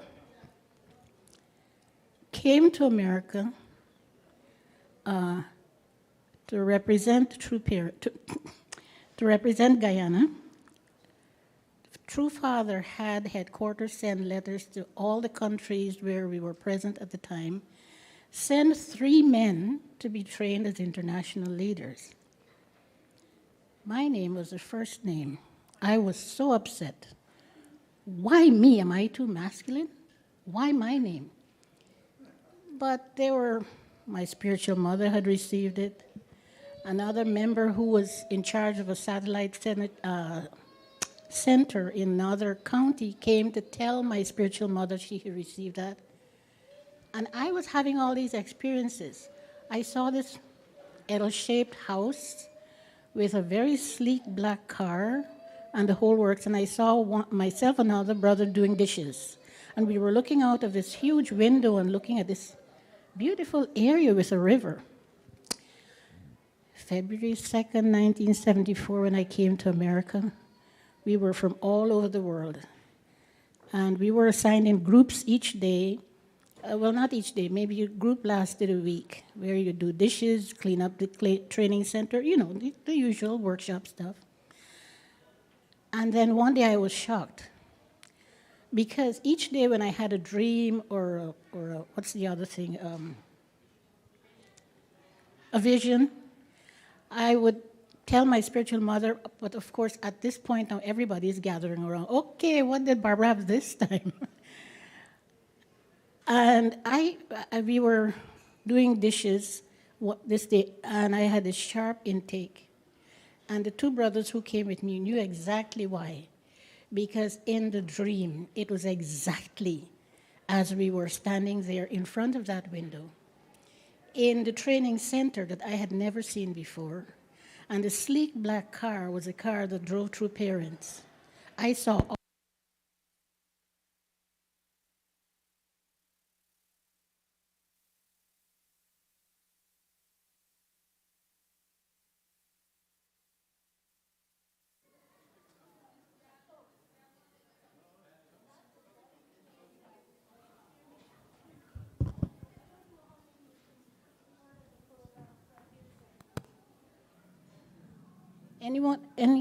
anyone here who heard of the program Frontier 78? You should know it. It was a public relations tour throughout America. Dan Pfefferman, Bill Bergman, and Neil Salonen, who was president at that time. They were the 3 speakers, public representing the church. And we, the PR team, would go before them, make appointments for them, so that they would go and meet whomever and answer any questions about the church. Well, 1972, 73, I saw myself going to all these different places, and somebody's not happy. And in one of the places was these yellow fields. You know, in Guyana, I'm accustomed to rice fields. This was not rice fields.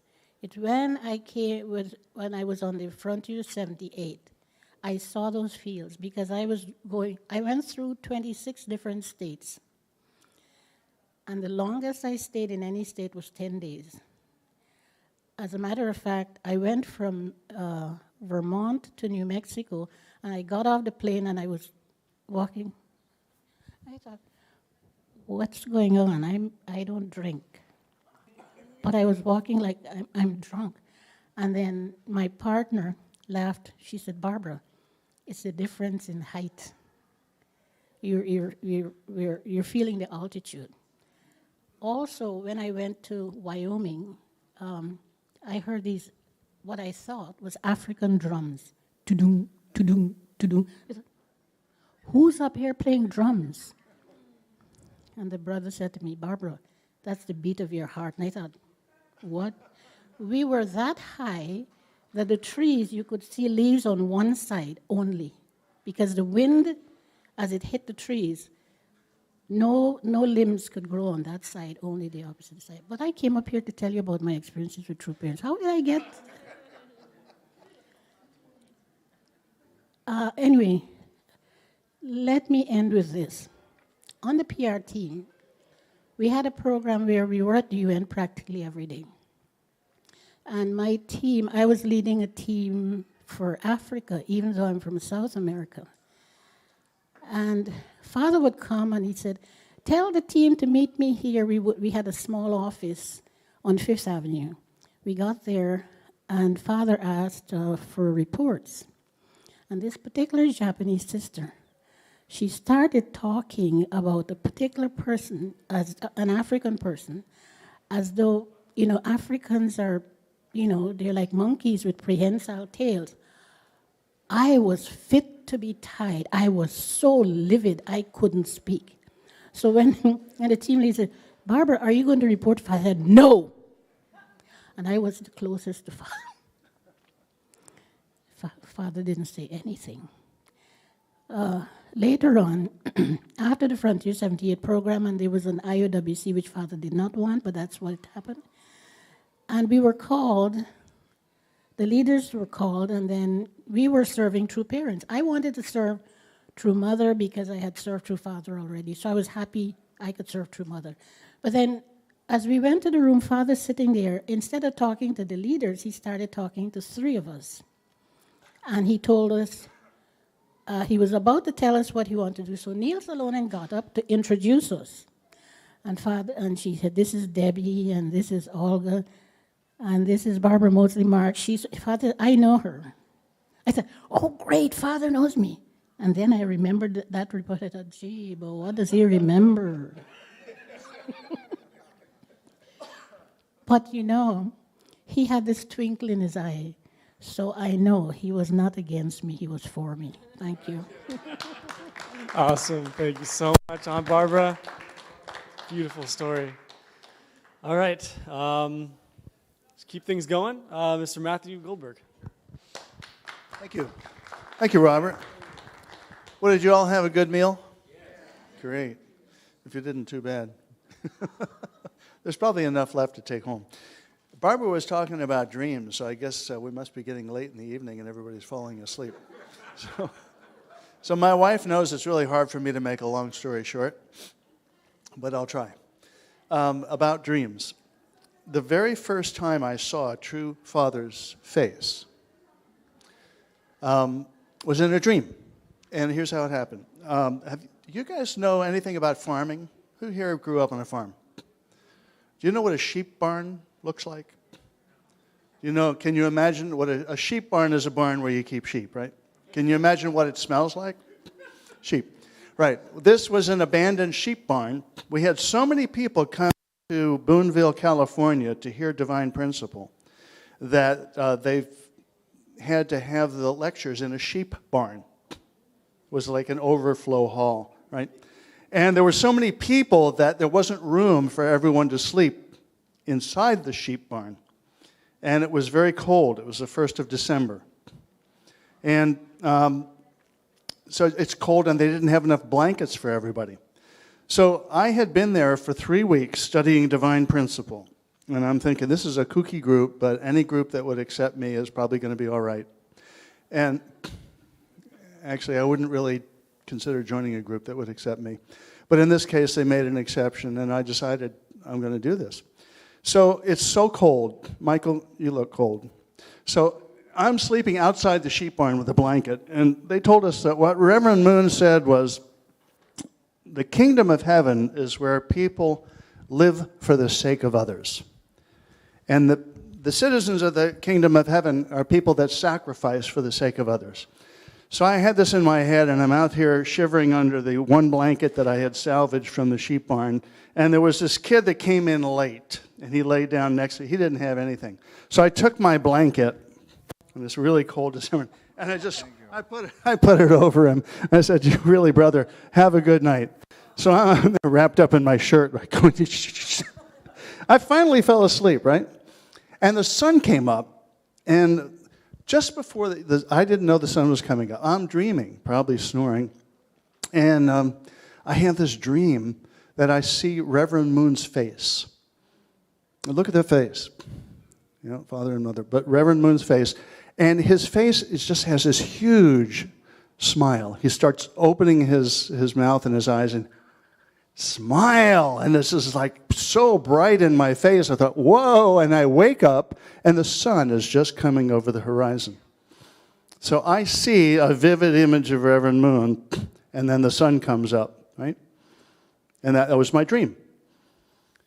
A year and a half later, I flew to England and met Reverend Moon. And long story short, Reverend Moon instructed us personally, about 100 seminarians, on how to do home church, how to go out and knock on doors, live for the sake of others, sacrifice for others, give your last dime for others. Don't eat anything until you've served them 3 times. This is real stuff. It works too, by the way. And God will come and bless you, right? God will take care of you. And that happened. So I go back to report, and there are these 100 people, and everybody's trying to report to True Father, right? And I didn't get a chance to do it. And for the whole summer, he never looked at me once. And I was like, I wish he would look at me. I just, I'm seeing him. I don't know if he's a Messiah or not. But so at the very end of the summer, when everybody had finished their mission, we're about to go back to the seminary, he scolded us really hard. He said, "You were supposed to go out and bring hundreds of people from England. They were all prepared. I made the conditions. You were supposed to do it, and you didn't bring very many people, did you?" And we're all sitting there, oh, boy. And he says, "But Father will forgive you if you promise to do better." So I thought, I promise to do better. I promise to do better. I opened my eyes, and there's Father looking straight at me, and his face opened up in this huge smile, and it was the guy in the sun. 2 years later, that's my testimony. Amazing. That's awesome. So awesome. Thank you so much, Uncle Matt. Next up, we have Miss Mary Johnson. Welcome her up. Is it working? Hi. Oh, yeah. It's getting late. So this is short, but this was another birthday. This was True Father's 60th birthday. 60th birthday. I had gone out as a missionary in 1975, and I joined in 1973. So I'd seen the True Father and True Mother at Belvedere, sitting on the floor, as we all know, but I hadn't had any real close encounter. Anyway, one thing happened to me as a missionary is I actually lost a lot of weight, I got a little bit thin. And it used to aggravate me because when I'd come back to the U.S. into John F. Kennedy Airport, the people at the immigration officers would say, "Oh, you're living in Africa. You look so thin. Do you have enough to eat? I hear the people in Africa are starving." And I used to get so embarrassed because I love Africa, and I'd say, no, the people in Africa aren't starving, but I'm fine, I'm fine. So anyway, I had to do that a few times at John F. Kennedy Airport, listen to them asking why I was so thin. But on this beautiful celebration with our true parents in the New Yorker Hotel for Father's 60th birthday, right? And at one point he asked if there was many missionaries there. We were asked to come back from our countries to celebrate with the true parents. And some of us had never been there. I think it was my second time back to the U.S., but some missionaries had never been back. They'd just been out in their mission country the whole time. So at the end of his wonderful talk, True Father asked all the missionaries to come to the front of the room, just like we are now. And he had this little contest, right? And it was a beautiful moment because True Father chose, first with the brothers, he chose who was the tallest brother, who was the shortest brother, who was the fattest brother, who was the skinniest brother. And then he did the same for the sisters, right?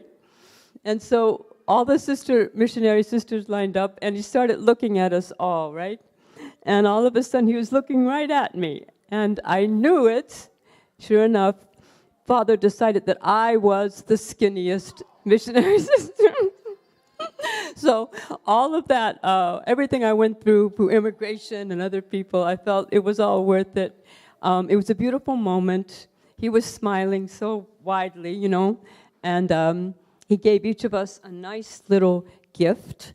I think it was a gift of $500. And I remember, you know, I received it from True Father, and then I remember I went out and I bought a guitar for our center back in Central Africa. And I also invited all the missionary brothers and sisters that I knew from Africa who were there. We all went out to a big Chinese restaurant in New York and had a huge meal together. So that was one of the first times I had that beautiful look of, you know, True Father's smile that you were talking about, Matt, right? Looking right at me, and I'll never forget it. So thank you. Thank you so much, Aunt Mary. Wow, amazing. It's interesting. A lot of these stories have something in common. There's something that happens beforehand, and then your father comes out like in a similar way. That's awesome. Next up is Miss Laura Herbers Van Zupten. Welcome her up.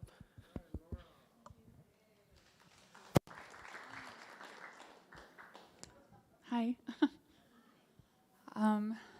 I really struggled actually just to put my name on the document. I was like, I don't have any experiences with your parents like all of you guys do. I remember being around true parents by being dragged to this speech and that speech, and why do I gotta go again? And when I, as an adult now, think about those experiences, it's, you know, I can see as a child, okay, you know, that's really boring, but those are experiences that I cling to, that I actually was in the presence of true parents that, you know, my daughter can't say. You know, I took her to Foundation Day in Korea. It's like, at least she can say that she was there, kind of thing. And it makes me sad. It makes me reflective. It makes me wonder, what will experiences be like for people in the future? You know, like, we did not live at the time of Jesus. We only have the account of the apostles and those early followers. But what was that really like to be with Jesus? I won't know. And so for me, my experience with true parents is just one that I try and make in my heart. So when I was in Changpyeong for a year, God bless these wonderful sisters, I went to the Rock of Tears, went to Changpadang, and really just tried to feel what true parents' heart and presence was like by being there, even though I couldn't be there with them during that time. Those are things that I really hold on to and cherish. So that's my experience with true parents. Thank you so much, Laura, for that heartfelt testimony. Awesome. All right, getting near the end now. I'd like to welcome up Nancy Mikowski.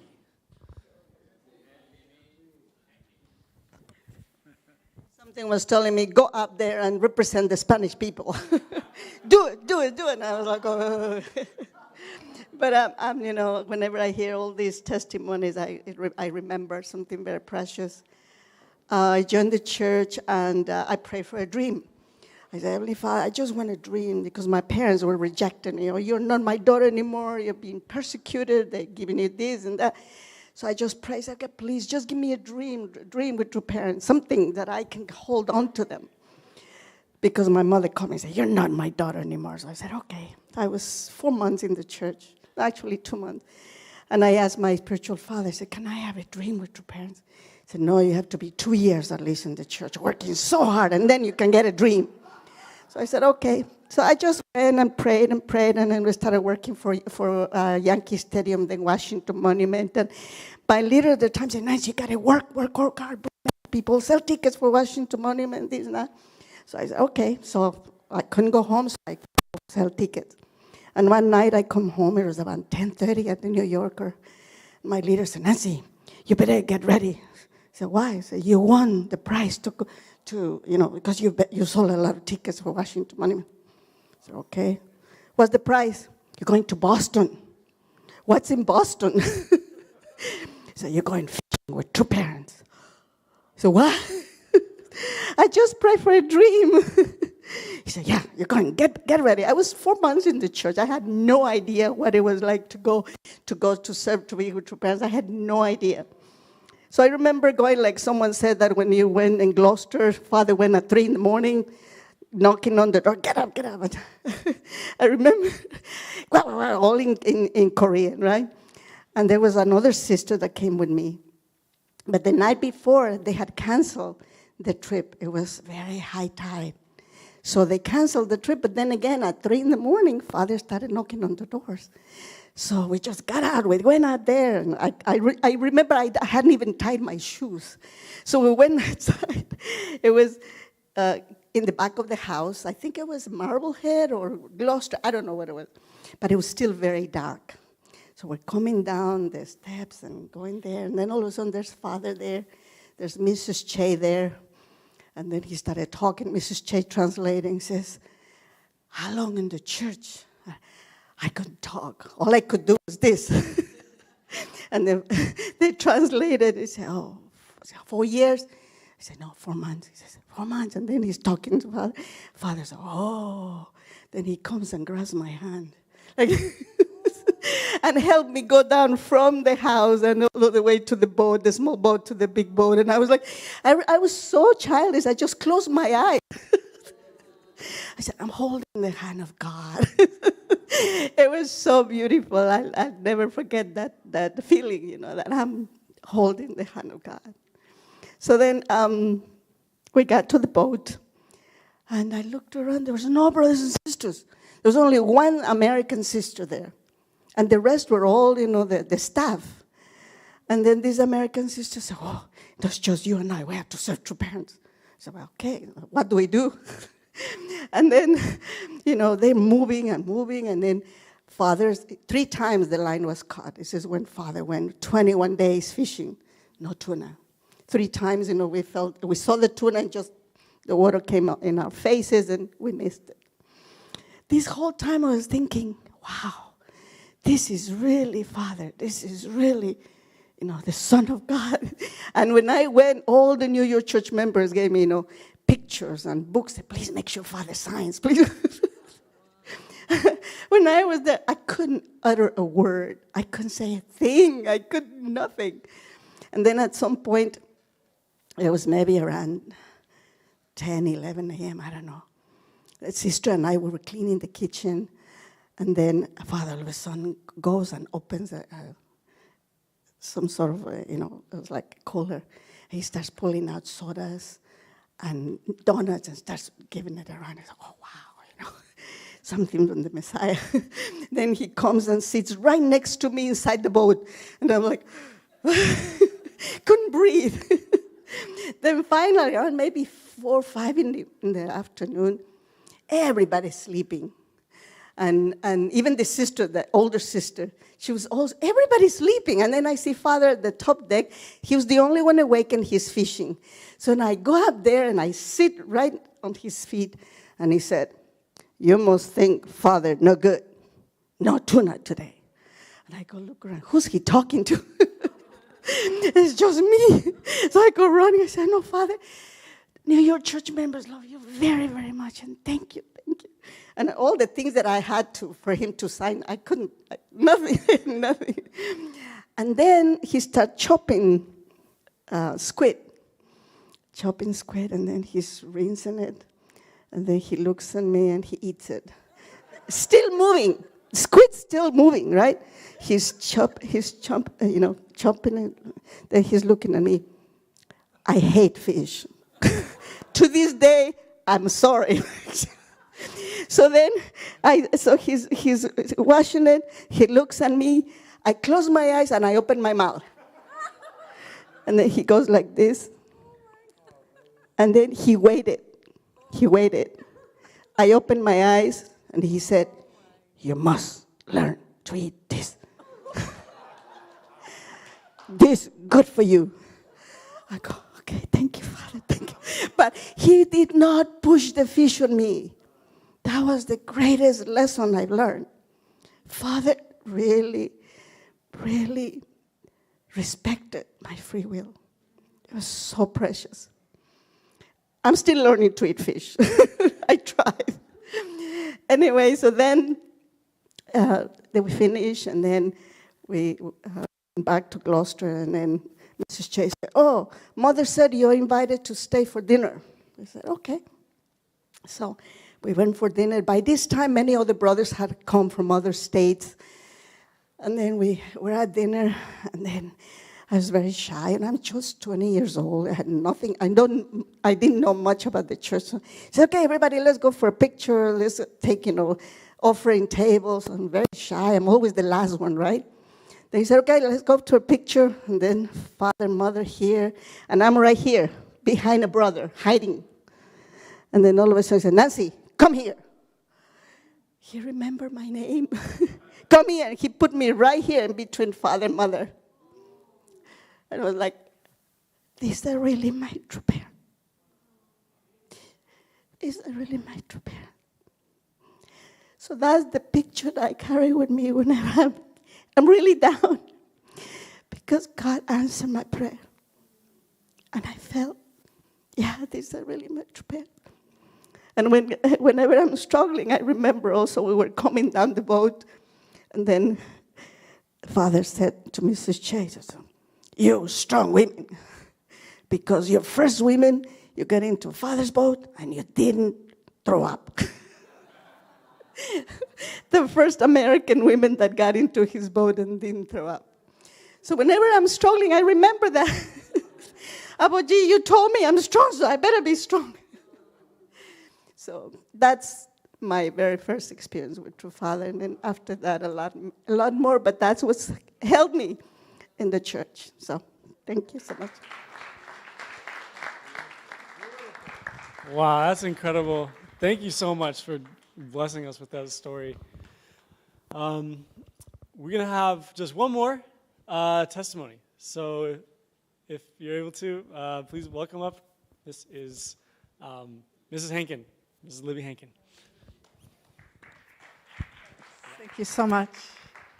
I wasn't going to do this, but then when Laura gave her talk, I was moved. So in the beginning,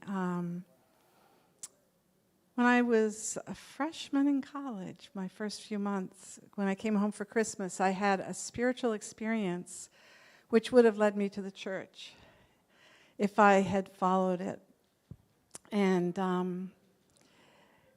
I didn't, for reasons. So I went through the 4 years, satanic invasion in my life, and I lost my belief in God during that time.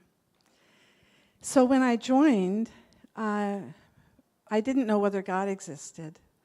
And my spiritual father told me, if you pray for 3 days, do a 3-day condition. If you pray for 3 days and ask for God to show you that he exists, he will. And you can make it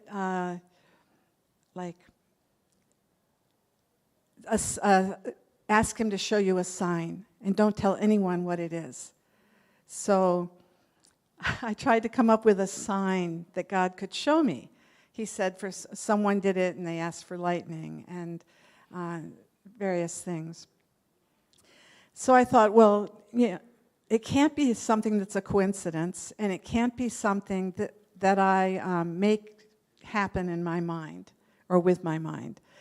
So it has to be that someone else says to me, I see a cross shining from your forehead. That was what I came up with within the 3 days. So I started praying. The first day I went to the prayer room. This was in the center, and I said, Heavenly Father, and I just felt like a fool because it was like my voice bounced back at me from a brick wall, And so I filled up the time, I can't remember, 3 minutes, 7 minutes, but talking, and I just felt, I'm not talking to anything. I went in the second day, same thing.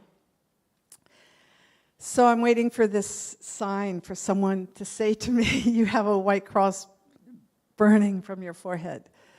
And so I went in the third day, and I knelt down, I said, Heavenly Father, and I heard a voice say, Libby, where have you been? I've missed you. And, on and on, back and forth, this conversation with God. And him saying these loving things to me and things that I never could have dreamed up or thought of. And from that day, I never doubted God's existence. So,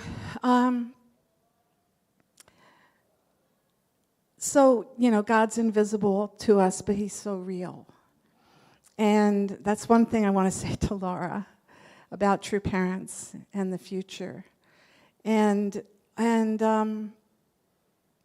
I had experiences with Father. I didn't have one-on-one direct experiences with True Mother. She was sitting there, I was sitting there. But, I didn't have any personal one-on-one where she talked to me or looked at me and I felt something, But I did with Father. And, but now that Father is gone, it's amazing with Mother, and missionaries or people from other countries who hadn't had Father visit. They used to say they had these spiritual experiences with Father and how close they felt to him. And I always wondered, how could they, without having him right here with them, like we do, and we can see him, directly. But they did, and they felt so close. And now with True Mother, at least as close as the way I felt to Father. Mother, is coming through and revealing things, and the relationship is so close and so strong. So, I think that there are foundations and those kind of things for the future and for the future generations. It'll go way even beyond what we have. So I don't know if there's time to tell one experience with Father. Okay.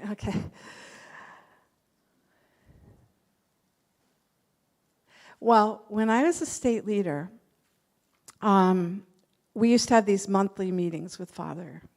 And we had this one meeting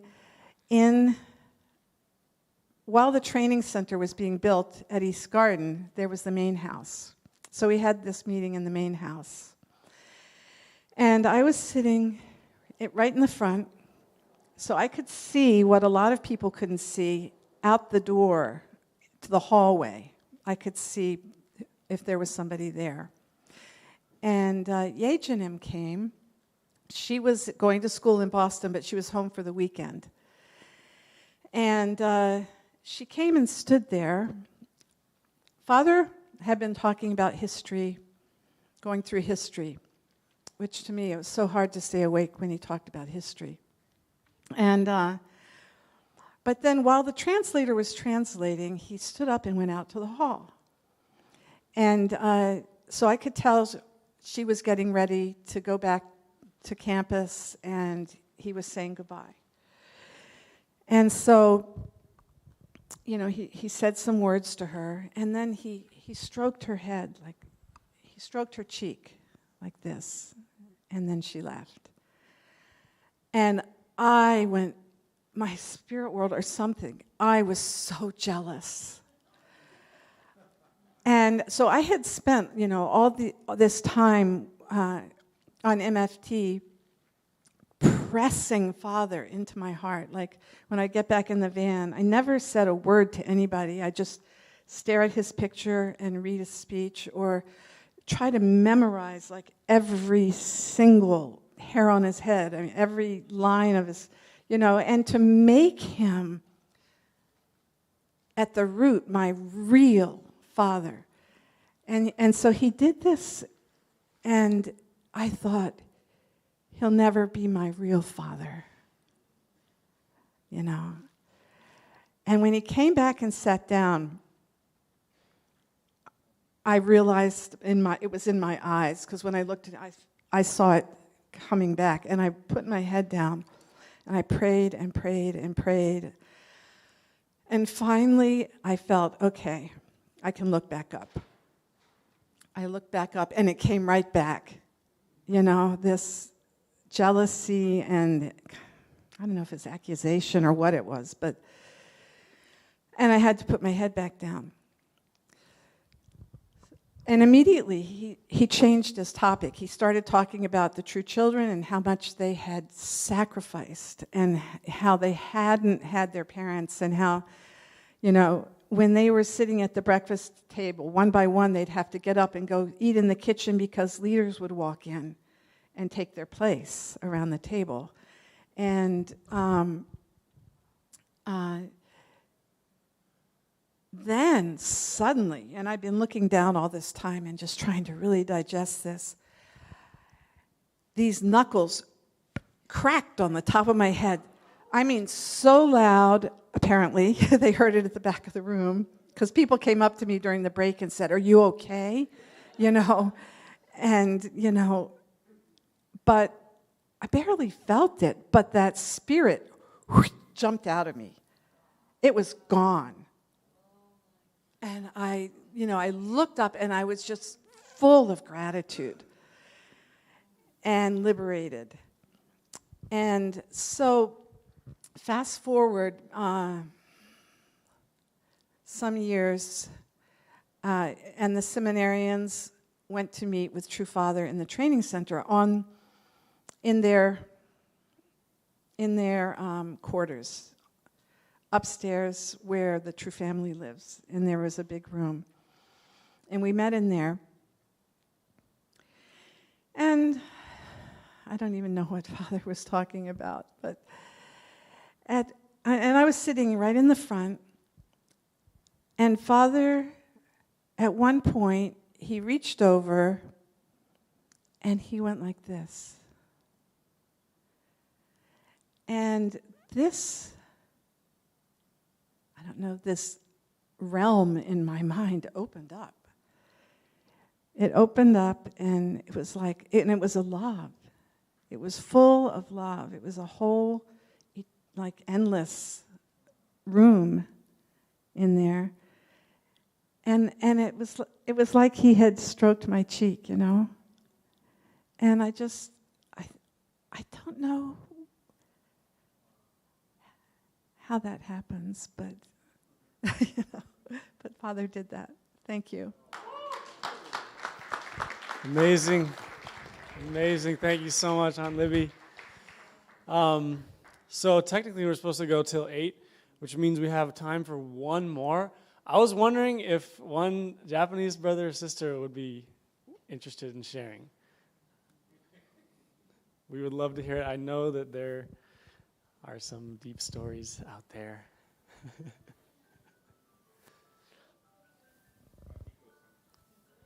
Makiko-san? I heard a Reiko-san, I heard a Makiko-san.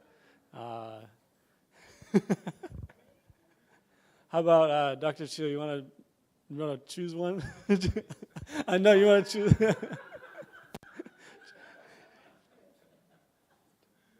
Choose one. Makiko-san, can you share something? Anything. You can share anything. Here, you can share right here while you're sitting down. Here. Suddenly. Okay, I share a little bit, and I'd like to ask Mrs. Jones also to finish up. Huh?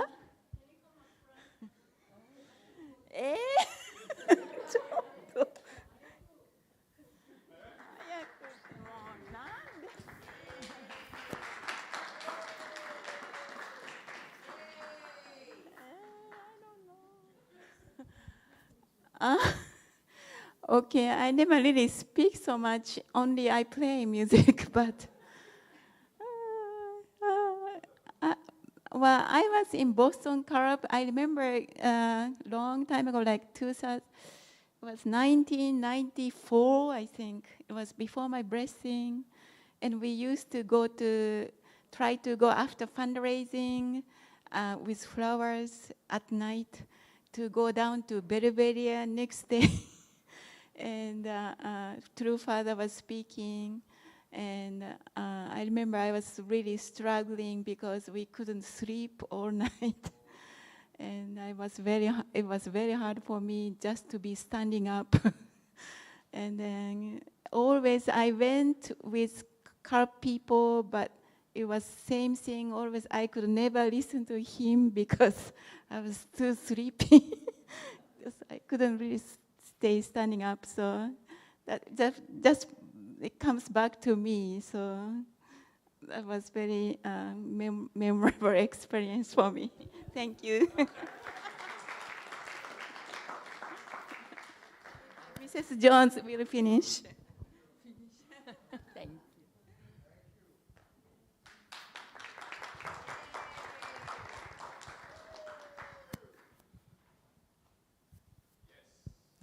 Thank you.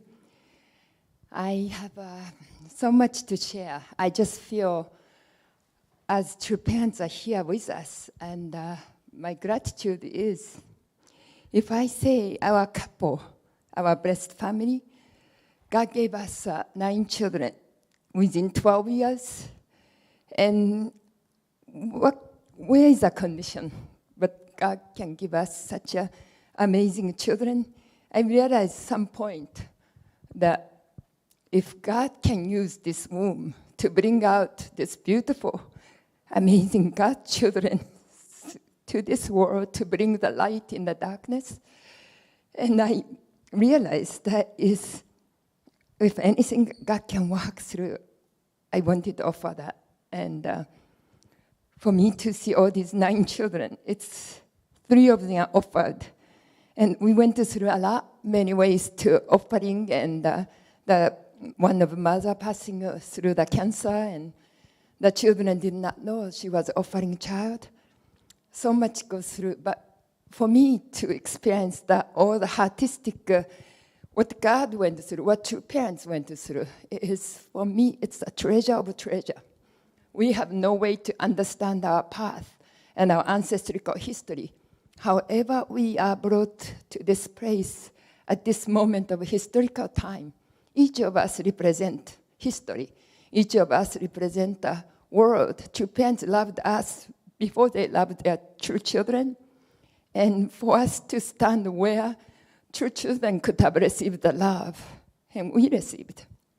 In that sense, our commitment to God and humanity and to the history is, whatever we can offer, we give our best.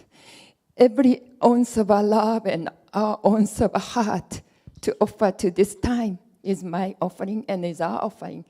So I'm just so grateful to feel my true parents are my true parents, who knows every single of all my history, all my ancestors. But most importantly, true parents are the one who knows incredible God's pains and our suffering as representing all the historical past that we represent as a fruits of a product of human fall. So anyway, I'm just so grateful to be able to offer this sharing and testimony. Thank you so much. Thank you, Kyoko-san. Thank you, Mrs. Jones. Yeah, thank you so much, everyone that shared. Actually, last week, I think it was, during morning devotion, if you saw, Dr. Young said, I want each, what did he say? I want every person over 60, I want like at least 10-minute video from them about their testimony, with the church, with True Parents. And he wants to share it on morning devotion in the future. And actually, even before that, I was really, especially after hearing about Antonio Betancourt's passing, I was really affected by that, and I felt like really a strong feeling that like I really want somehow. Like I'm not, I'm pretty young, but I really want to support the first generation to get their stories out, and I think it's super precious. There's no one that has stories like this. So, Dr. Sheila, I want to support whatever projects that might be happening with that. So that concludes the evening tonight. Thank you so much for coming. Yeah, grab some offering table food. the last few. Okay.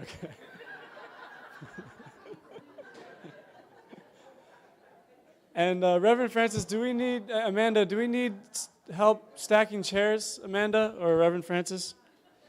Are we supposed to stack chairs? Yeah, if you could support and stacking some chairs. So.